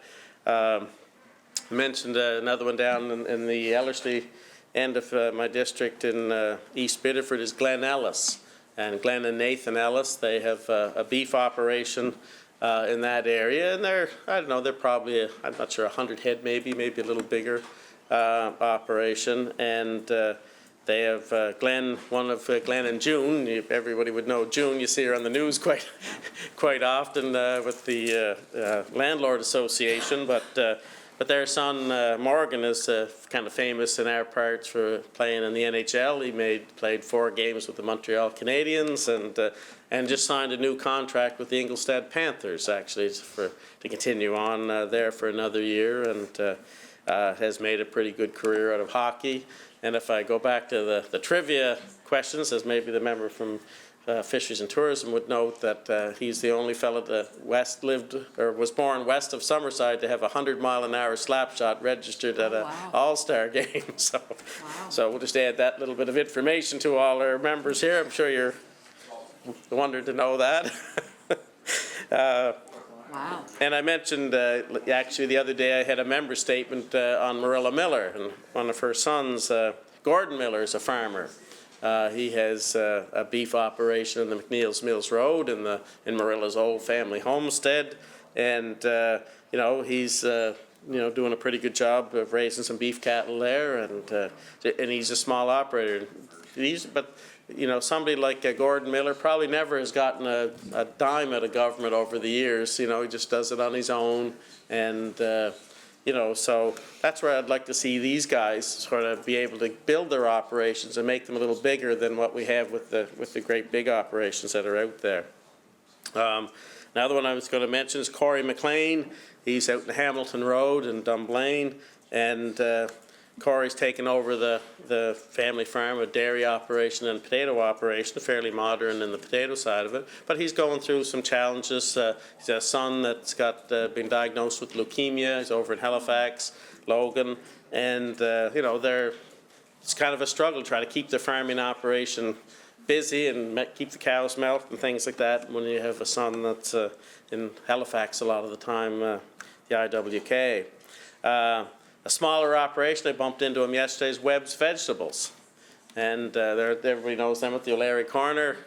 and Trevor Webb and Thomas Webb. Thomas kind of famous for his music, Grass Mountain Hobos, and his wife, Megan Blanchard. Great. Always kind of well-known lady. So she's a constituent, lives in the community of Millburn, Mr. Speaker.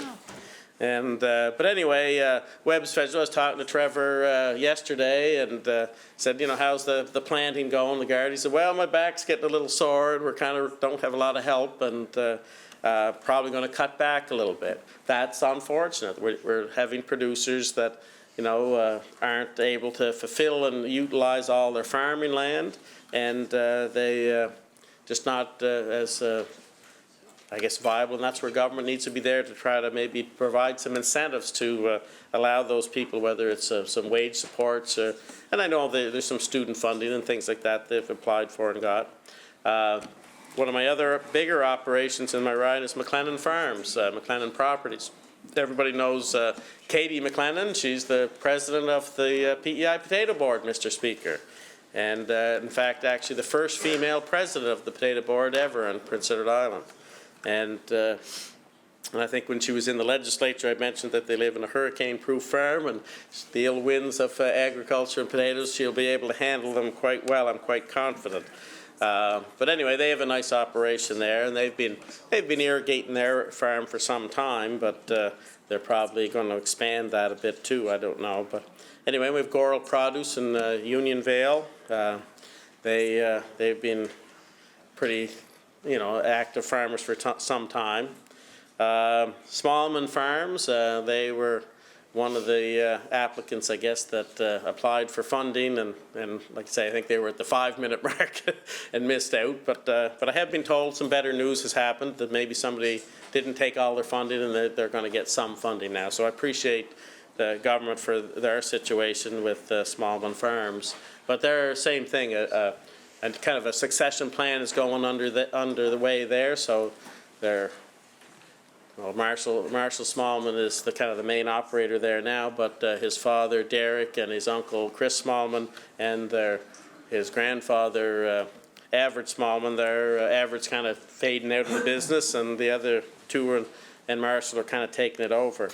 And Triple S Farms is another one, same thing, going through the transition of retirements, and they are fantastic farmers. If there's any farmer in Prince Edward Island, they've won numerous awards. I think they won the Gilbert Clements Award as one of the top environmental farms on Prince Edward Island, and their productivity is really impressive. They've won so many awards for good farming practices, as well as Potato Producer of the Year at the Potato Blossom Festival.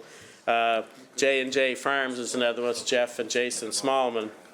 And Morgan Smallman, I think everybody's heard of Morgan around here. He's kind of a bit of a Facebook, has the reels and shows some of the farming techniques and stuff. So I really appreciate their operation. And I know last fall we did a sort of like the Minister of Agriculture had stated, they had 2 classes of school students, but there's a classroom and agriculture in the classroom that is promoted by the I don't know, Federation of Agriculture, I'm not sure, one of the groups that organizes that. And so they usually invite me out and we kind of show the kids how to pick potatoes, where potatoes come from.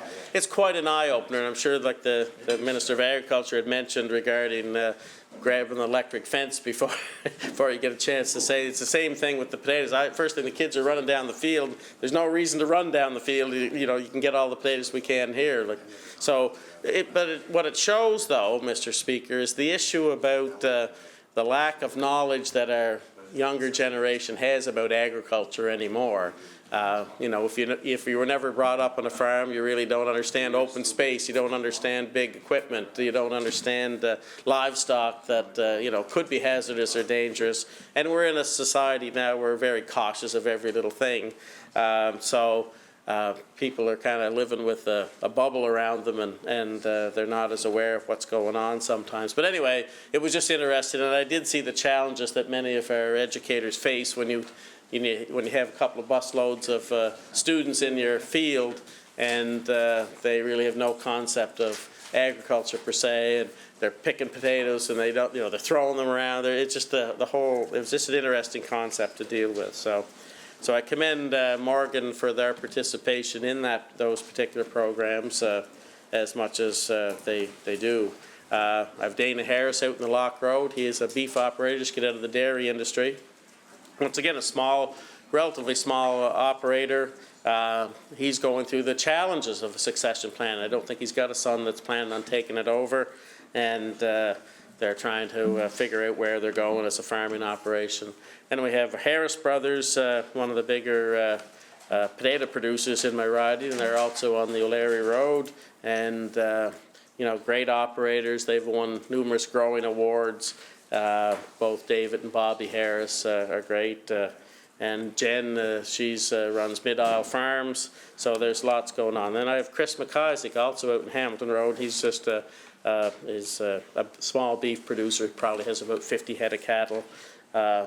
You know, Chris is going through some health issues at the moment too, and although one of his sons just seems to be showing some interest, you know, that's a concern I have. Will that farm continue on?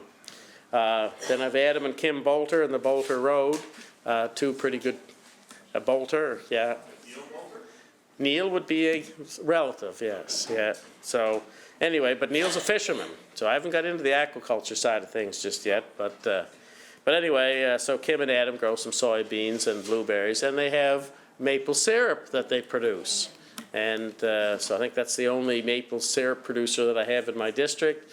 But I always try to buy Poplar Line Farms maple syrup, and I always try to get a couple of bottles every year from them, and it's pretty good stuff. And I even send some to my daughter over in Germany. She likes to get the maple syrup over there. It's not as it's more of a Canadian tradition, maple syrup on pancakes, than over there. But you know, but Poplar Line Farms.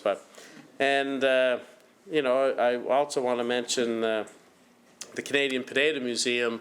I dropped in there on Monday for lunch. And numbers are going good again, and I'm even going to give the Minister of Tourism a little credit too. Even the numbers are up slightly. Yeah. No hockey players have shown up yet, but you know they're. And the interesting part of the Potato Museum and the visitors that are going there is that there's a lot from the Mennonite population, the Amish population that go on vacations. It has become almost a premier destination for that type of tourist. You wouldn't think it, but I remember even being in a plane and flying in to Charlottetown from, I guess that was when I was in Chicago, and they were no, it wasn't Chicago. Anyway, so another time in the fall, and there was people, this young couple, and they were, I think Amish or Mennonite or Hutterite, something along that line, and they were coming to see the Potato Museum on their honeymoon. You know, go figure. So anyway, I'm just saying it's quite a location, but they have great food there. I know the Minister of Workforce Advanced Learning. We stopped in for a bite there and checked it all out. Oh well, you know, you got to give credit when it's due, criticism when it's not. That's my game here, or when it is due. But anyhow. I haven't got into aquaculture. I'll give you a lot more criticism on that one, maybe, than agriculture. So, but you know, I do have some issues around in agriculture. I raised a little bit on the committee. We are making some headway with increasing our herd size for livestock. I think that's positive, but I do think that there needs to be, once again, it comes back to the motion, Mr. Speaker, in the reflection of the amount of money we're offering, you know, to retain, say, heifers for the beef industry. Cattle, the price of cattle has gone up so much. You're looking at $6,000, $8,000, $10,000 for a cow now, and you know, if you're only getting, say, $400, it's not much of an incentive. And I've even talked to some farmers. I said, well, did you apply to it? That was just, it's hardly worth it. You know, the paperwork and all we got to go through, and that's unfortunate. We need to have programs that people can find easy to access, and that they can get money that makes a difference. If it's not making a difference, what's the point of doing it? We're just wasting bureaucratic time and effort, you know, when it comes to that, Mr. Speaker. So I do think it's important that we do as many programs as we can, and I would encourage government to try to look at what money ever, and I know how difficult it is at allocating resources to services and whatnot, but that we can try to do it, that we can take into consideration smaller operators versus bigger operators, and that we can make our decisions on where we're spending our money based a bit more on merit and allocating some resources to a better circulation. But when it comes to the shellfish industry and the aquaculture, which, you know, we're all aware that it's going through a very difficult time. And, you know, for me, I'm probably in the heart of the oyster industry, the riding I represent in O'Leary Inverness. I have no anecdotal evidence to say exactly what percentage, but I estimate that 3/8 of the industry is probably in my riding for all the PEI. Now, you know, it's not the majority, but the bulk of it is in the riding that I represent. And I'm getting inundated with calls and people coming to my office and text messages regarding situations where their EI has run out. The operator or the processing plant that they work for is saying, look, if you can find a job somewhere else, you better go take it. That's just, you know, that's just trying to give everybody a chance. And there's some tremendous people and workers there. But I'm in an area that, you know, there's not a large industrial base. There's not a ton of jobs that are out there. I mean, there's always a few jobs, but they don't pay what that industry paid. Those people that were shellfish laborers worked really hard. As you know, Mr. Speaker, you've got some of them in your district. And it's very physical and demanding work, and but it paid well. And now they don't have a spot, and they're nervous, Mr. Speaker. They really are, and their frustrations that they're getting, that I'm hearing, is the government's come out with programs, both the federal and provincial, and we've pressured as opposition members here to try to raise awareness of those issues as best we can, and to give government its credit, it has come out with announcements. But here's where it failed. It has failed miserably in making clarity in the announcements that they make. They make a statement. I'll just use the situation on you know, the oyster buyback. Well, they say there's $7 million or $6 million for oyster buyback, and this is the federal government in this situation. But it doesn't say what the criteria is. And we go to the issue of the province, and it says it's going to provide some resources around training. The oyster industry is going to provide money for training. So the first thing these people go up to skills PEI, no, you don't qualify, you don't qualify, you don't qualify. We can't find out who qualifies. Or that program doesn't qualify. You qualify, but you can't go to that program. It's all wrong. You got to, the industry, and I know I've said to the Minister of Workforce and Advanced Learning, all of these people are going to be impacted, whether you're a public fisher, whether you're a grower, or whether you're a shellfish laborer. And these people need to provide the supports that are there. We got to make it this simple. So I'll just use one example. And this would be a neighbor of mine. Public fisher has an oyster license, and he decided last year to go take a job become a shellfish laborer for a bigger grower. Public fisher, now he's a shellfish laborer. Processor, the fellow he was working with, says, I don't think we got enough work, you know, to keep you for next year. Go find something else. He decides, he said, I think I'd like to set up my own little business. Wanted to set up a little kind of a mechanic business and things of that nature. Goes up to apply to the self-employed business program. Through Skills PEI, and anyway, gets there and once again can't get an answer. Don't know if you qualify or you don't. Well, I'm a public fisher. Well, because you were a public fisher 2 years ago, you have to have income from public fishing this year. And if you did, you'd be eligible. Well, no, I'm a shellfish laborer. So anyway, so he's waiting and he's waiting. His EI is expired or close to expiring. He's starting to say, I gotta make money. I gotta feed my family. So he decides to open up his business. Well, that all of a sudden now totally makes him ineligible. I'm trying to help advocate for him, and nothing there. So I'm hopeful that, you know, when the Minister of Workforce and Advanced Learning gets on with his budget, these are the types of questions I'm going to be asking. Why are you making this so difficult for these people? It's not necessary. And I would hope that they will make some of these decisions, that they will go back and look at some of these decisions where they deem some of these people ineligible and make them eligible, Mr. Speaker. I think that's what I'd like to see in some of these situations. You know, I got a call there today, and I gave the message to the minister on a processor. You know, I've got processors, 5-star Shellfish is in my district, Burley Brothers, Leslie Hardy and Sons, JP Shellfish, Oyster King Shellfish, Sweet Oysters, and Caskenbeck Oysters, not in my riding specifically, but they're constituents. And, you know, they're still haven't got their money in some cases. And, of course, we make this big talk with the member from Georgetown Pownal asked questions that I'd already asked a week ago, but on Shelf Seafood 2000. And they've got some support. Yeah, well, they're the same questions. They're good questions. That's my point. I was trying to give you credit. They were just late. That's all. But anyhow, the point is now, you know, so as soon as these things get in the news, and you know, there was an article in the paper last week on my questions on Seafood 2000. But having said that, they read that and they're saying, well, how come we can't get any money? They haven't been denied. We're not being harsh on that. It seems like they can't figure out what information is required, because that's the first thing when I asked the minister, well, there must be information missing. So I'm talking to the owner and manager and saying, well, you know, is there some piece of information you've got to get to government to get your money? Not that we know of. We can't get anybody to return our calls. We call, we leave messages, we're trying to get information, and nothing.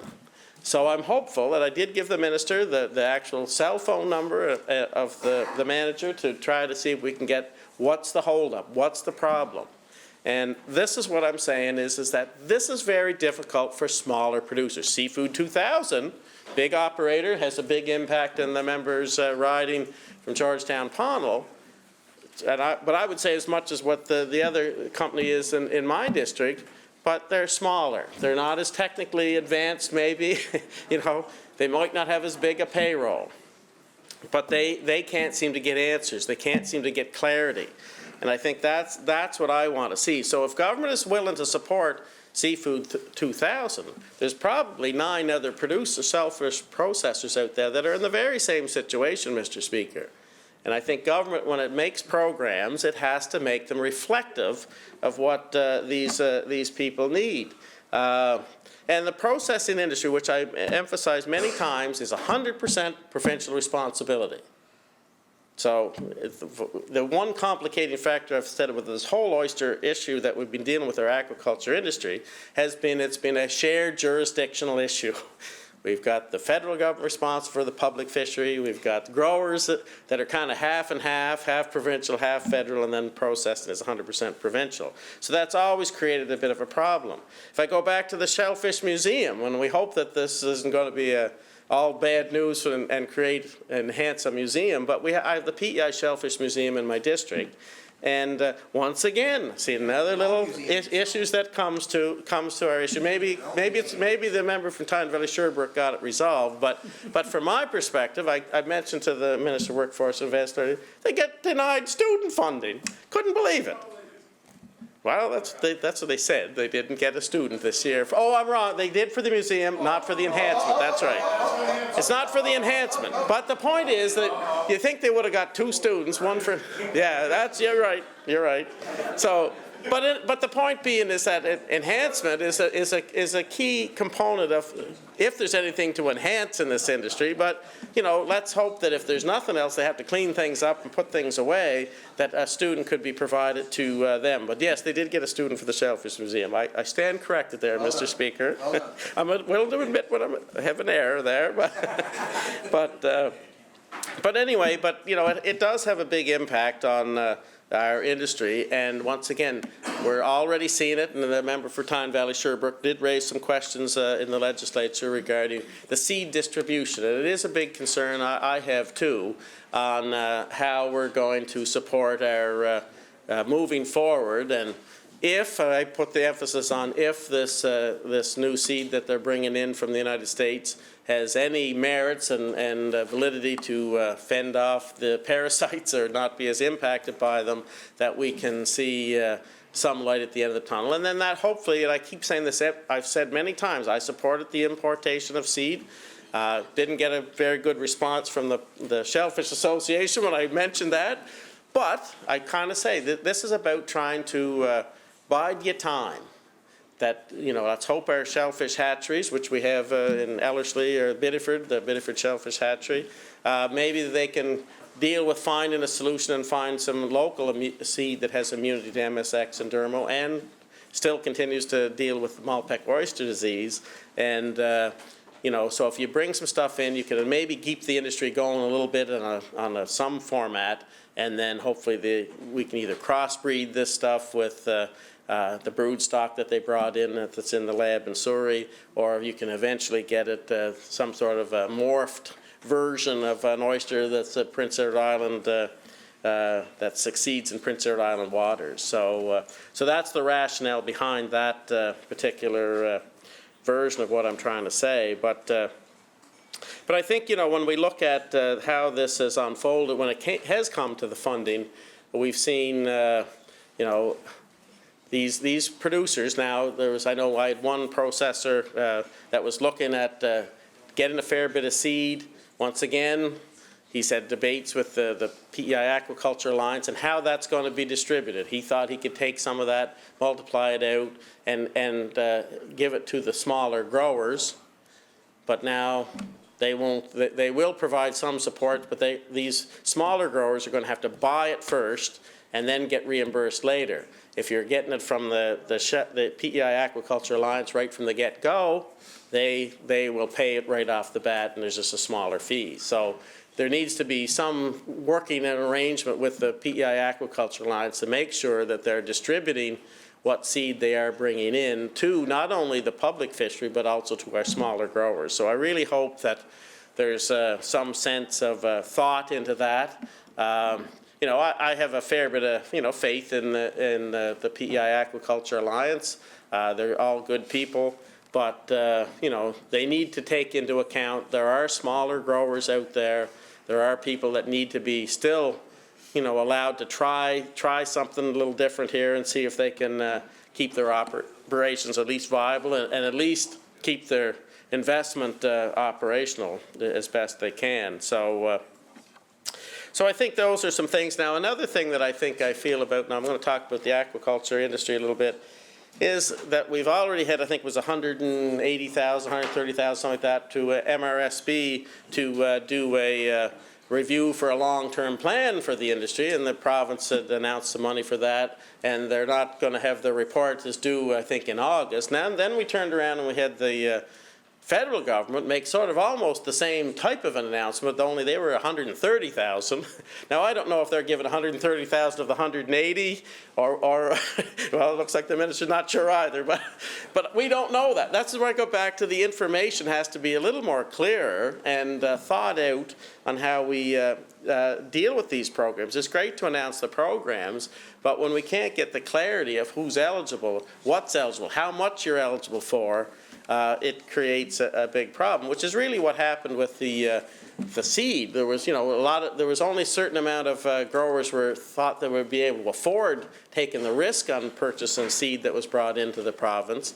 But then when they found out the federal government was going to pay for it, then everybody was interested. And then now the Aquaculture Alliance is left in the unenviable situation of being able to try to calculate where all that seed should go. I just hope that they put into some account smaller growers and smaller operators to try to say, and the Shellfish Association, the public fishers too, that they allocate certain amounts for them.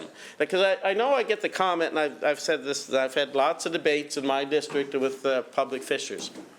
They'll say, well, it doesn't reproduce, the triploid seed, it doesn't reproduce. No, it doesn't, I get that.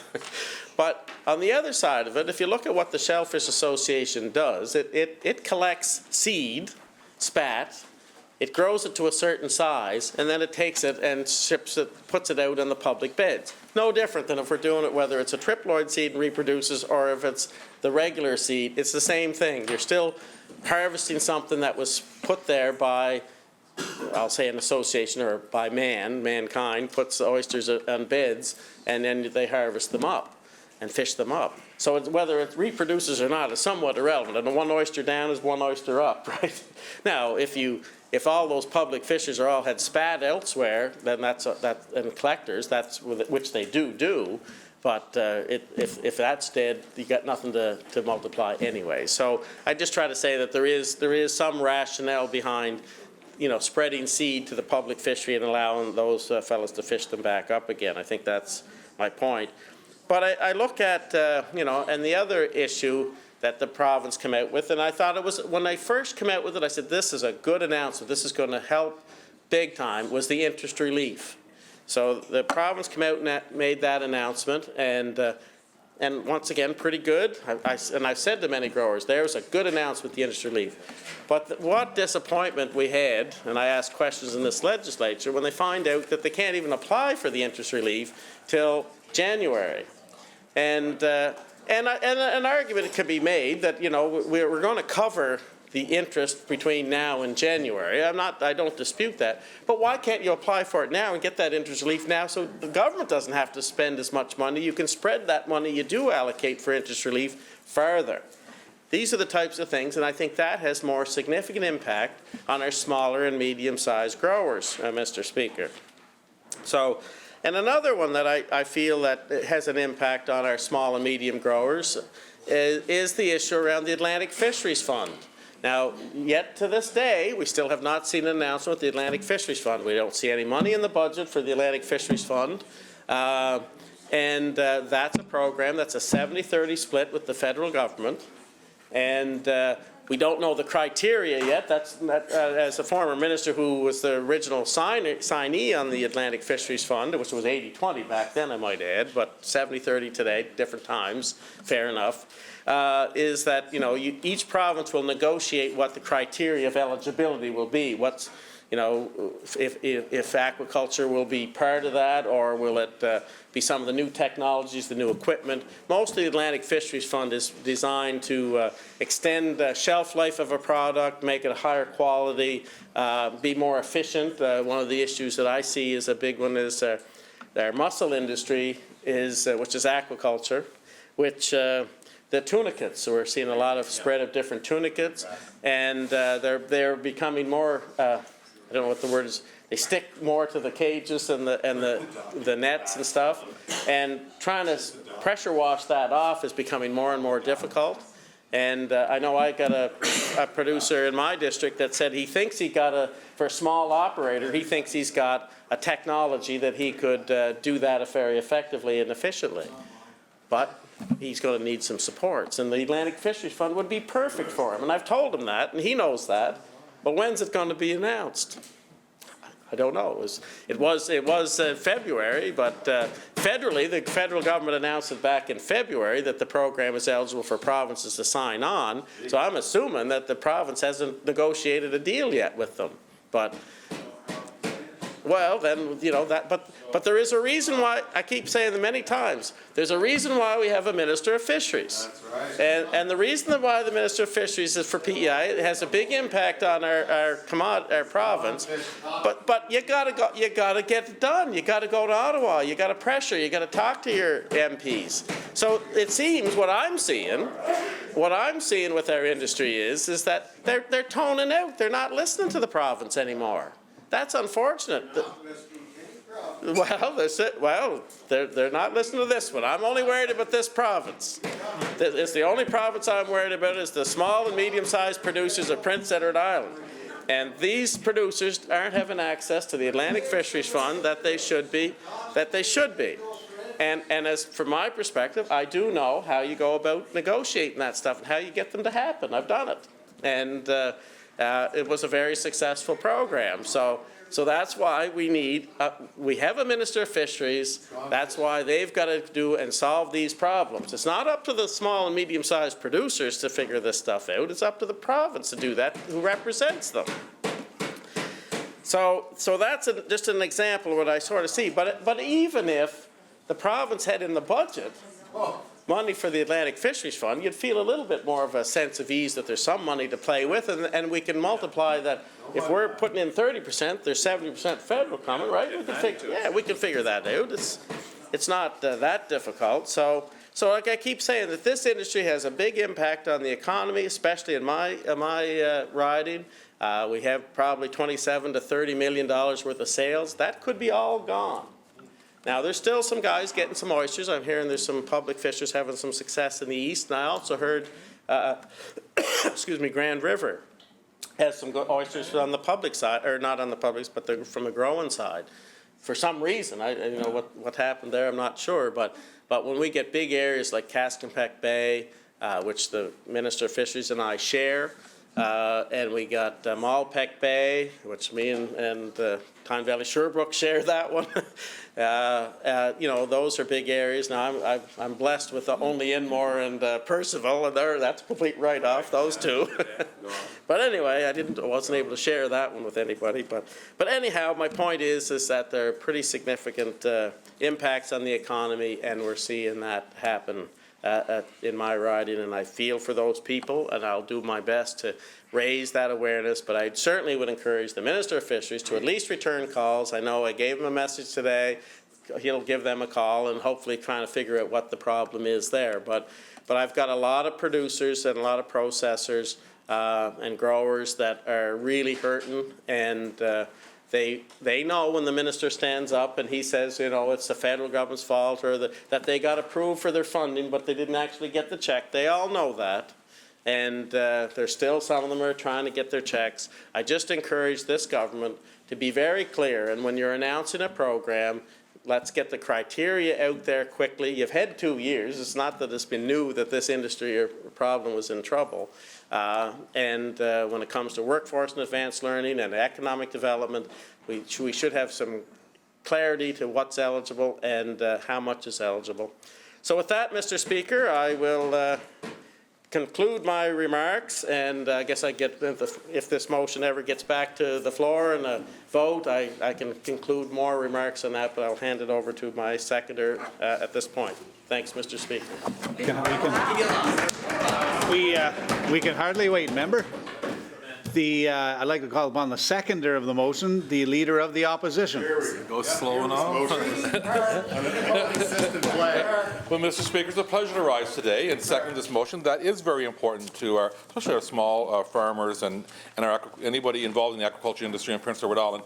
That was brought forward by the member from O'Leary Inverness. And my 15 years in here, I've known that he's always been a huge advocate for the agriculture sector or the aquaculture sector. And as he mentioned, probably the majority of the agriculture and a lot of the farming in Prince Edward Island is in his district. So, you know, I do thank him for his passion and advocacy that he brings forward for them. In my district in particular, we don't have a lot of farms. The primary is lobster fishing, but we do have probably, I think there's 4 dairy farms, 5 beef operations, there's 1 sheep, and there's a lot of blueberry farms, though, in my area. So that's one thing. And they have the cooperative, the Blueberry Cooperative, is very, very active within my district. So all of these in the agriculture industry in particular need to have support. We're seeing so many of these small farms disappear. I know what the member talked about earlier about the O'Leary Road going in through Knutsford right to West Cape, of having 20-plus farms, small farms in the 80s and the 90s, gone down to 2 dairy farms at each end right now. And you see that, and it's sad to see that these small farms are disappearing, Mr. Speaker. A lot of times we like to see succession go with one generation to the next. Extend the hour. The hour has been called. Should the hour be extended? Sure. All right, go ahead, member. There was a no. Was there a no over there? Oh, I didn't hear the no. Oh, I didn't hear the no. I heard it. Okay, all right. Can you adjourn debate with the seconder, or did you do that? No, I missed that too. He's not going to use me. Yeah. Mr. Speaker, so I will adjourn debate, seconded by the member from Charlottetown, West Raleigh. Thank you, member. The member from Kensington, Malpeque. Mr. Speaker, I move second by Charlottetown Belvedere. This House adjourn until tomorrow, Wednesday, May 27th at 1 p.m. Shall carry.